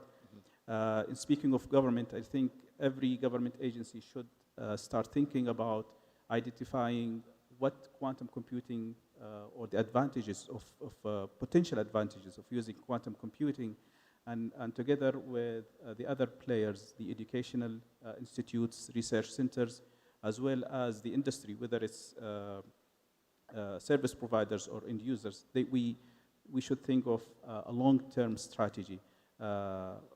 Us from educational sectors, we always think about curriculum, how to prepare the future task force, but also we should also look at the potential use cases and eventually creating or fostering an entrepreneurship or startup ecosystem in quantum science and technology.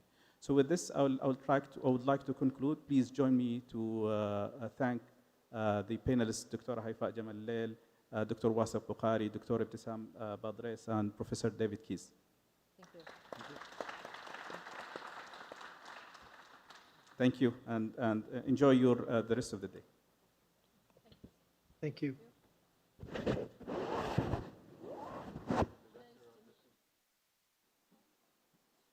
Thank you to the speakers, and thank you to the moderator for this great session, which is dedicated to the exploration of how awareness-building initiatives can cultivate a deeper understanding of quantum science and technology.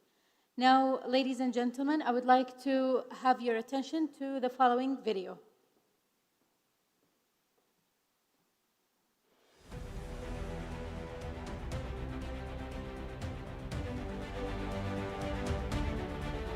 Hello, I'm Basma Al-Bhiran, the Managing Director at the Center for the Fourth Industrial Revolution in the Kingdom of Saudi Arabia. At the Center for the Fourth Industrial Revolution, Saudi Arabia, we are intensifying our efforts to spearhead the quantum technology landscape. Our approach is multifaceted. First, by engaging in groundbreaking projects like the Quantum Economy Initiative. Second, by fostering collaborations with global leaders such as the World Economic Forum. And third, by hosting and participating in pivotal quantum events. My name is Mohammed Al-Sharif. I'm the General Manager of the RDI Observatory at RDIA in Saudi Arabia. In understanding the trajectory of quantum technology, it's essential to draw parallels between past revolutions and future opportunities. Just as the advent of the internet, big data, and artificial intelligence, which propelled economic growth, quantum computing promises similar transformative power. And stay ahead of the curve to leverage the potential of quantum technology to secure a competitive edge in the landscape of technology. My name is Dr. Ibrahim Musallam. My friends like to describe me as a quantum evangelist. I preach the gospel of quantum, if you will.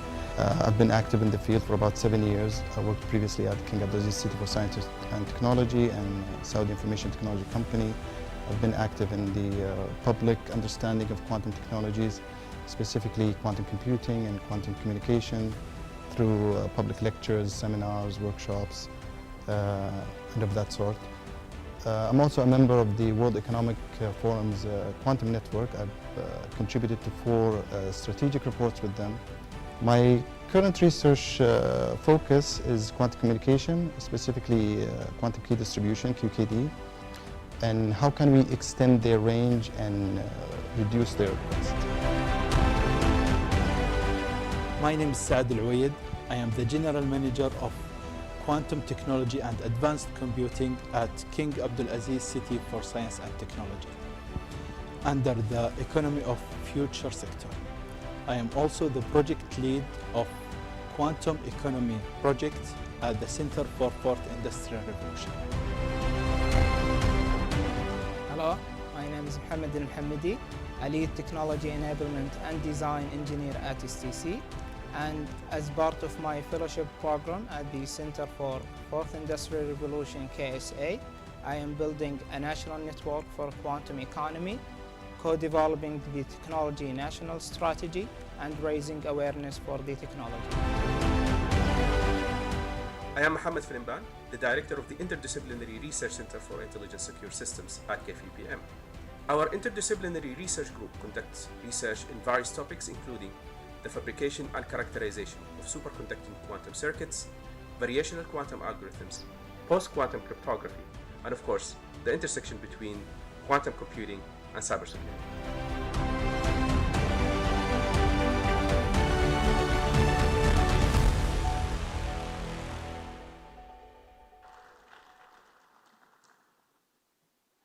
I would like to ask Dr. Besmel Bhairan to come on stage to honor the speakers of the previous session in honor to their efforts.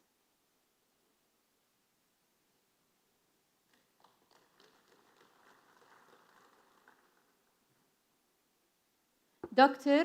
Haifa Jamal al-Lail.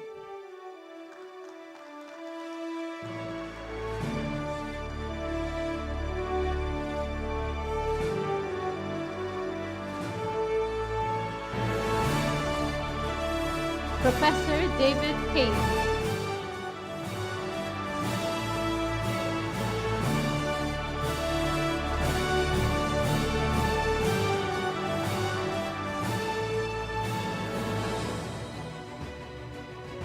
Dr. Ibtisam Badris.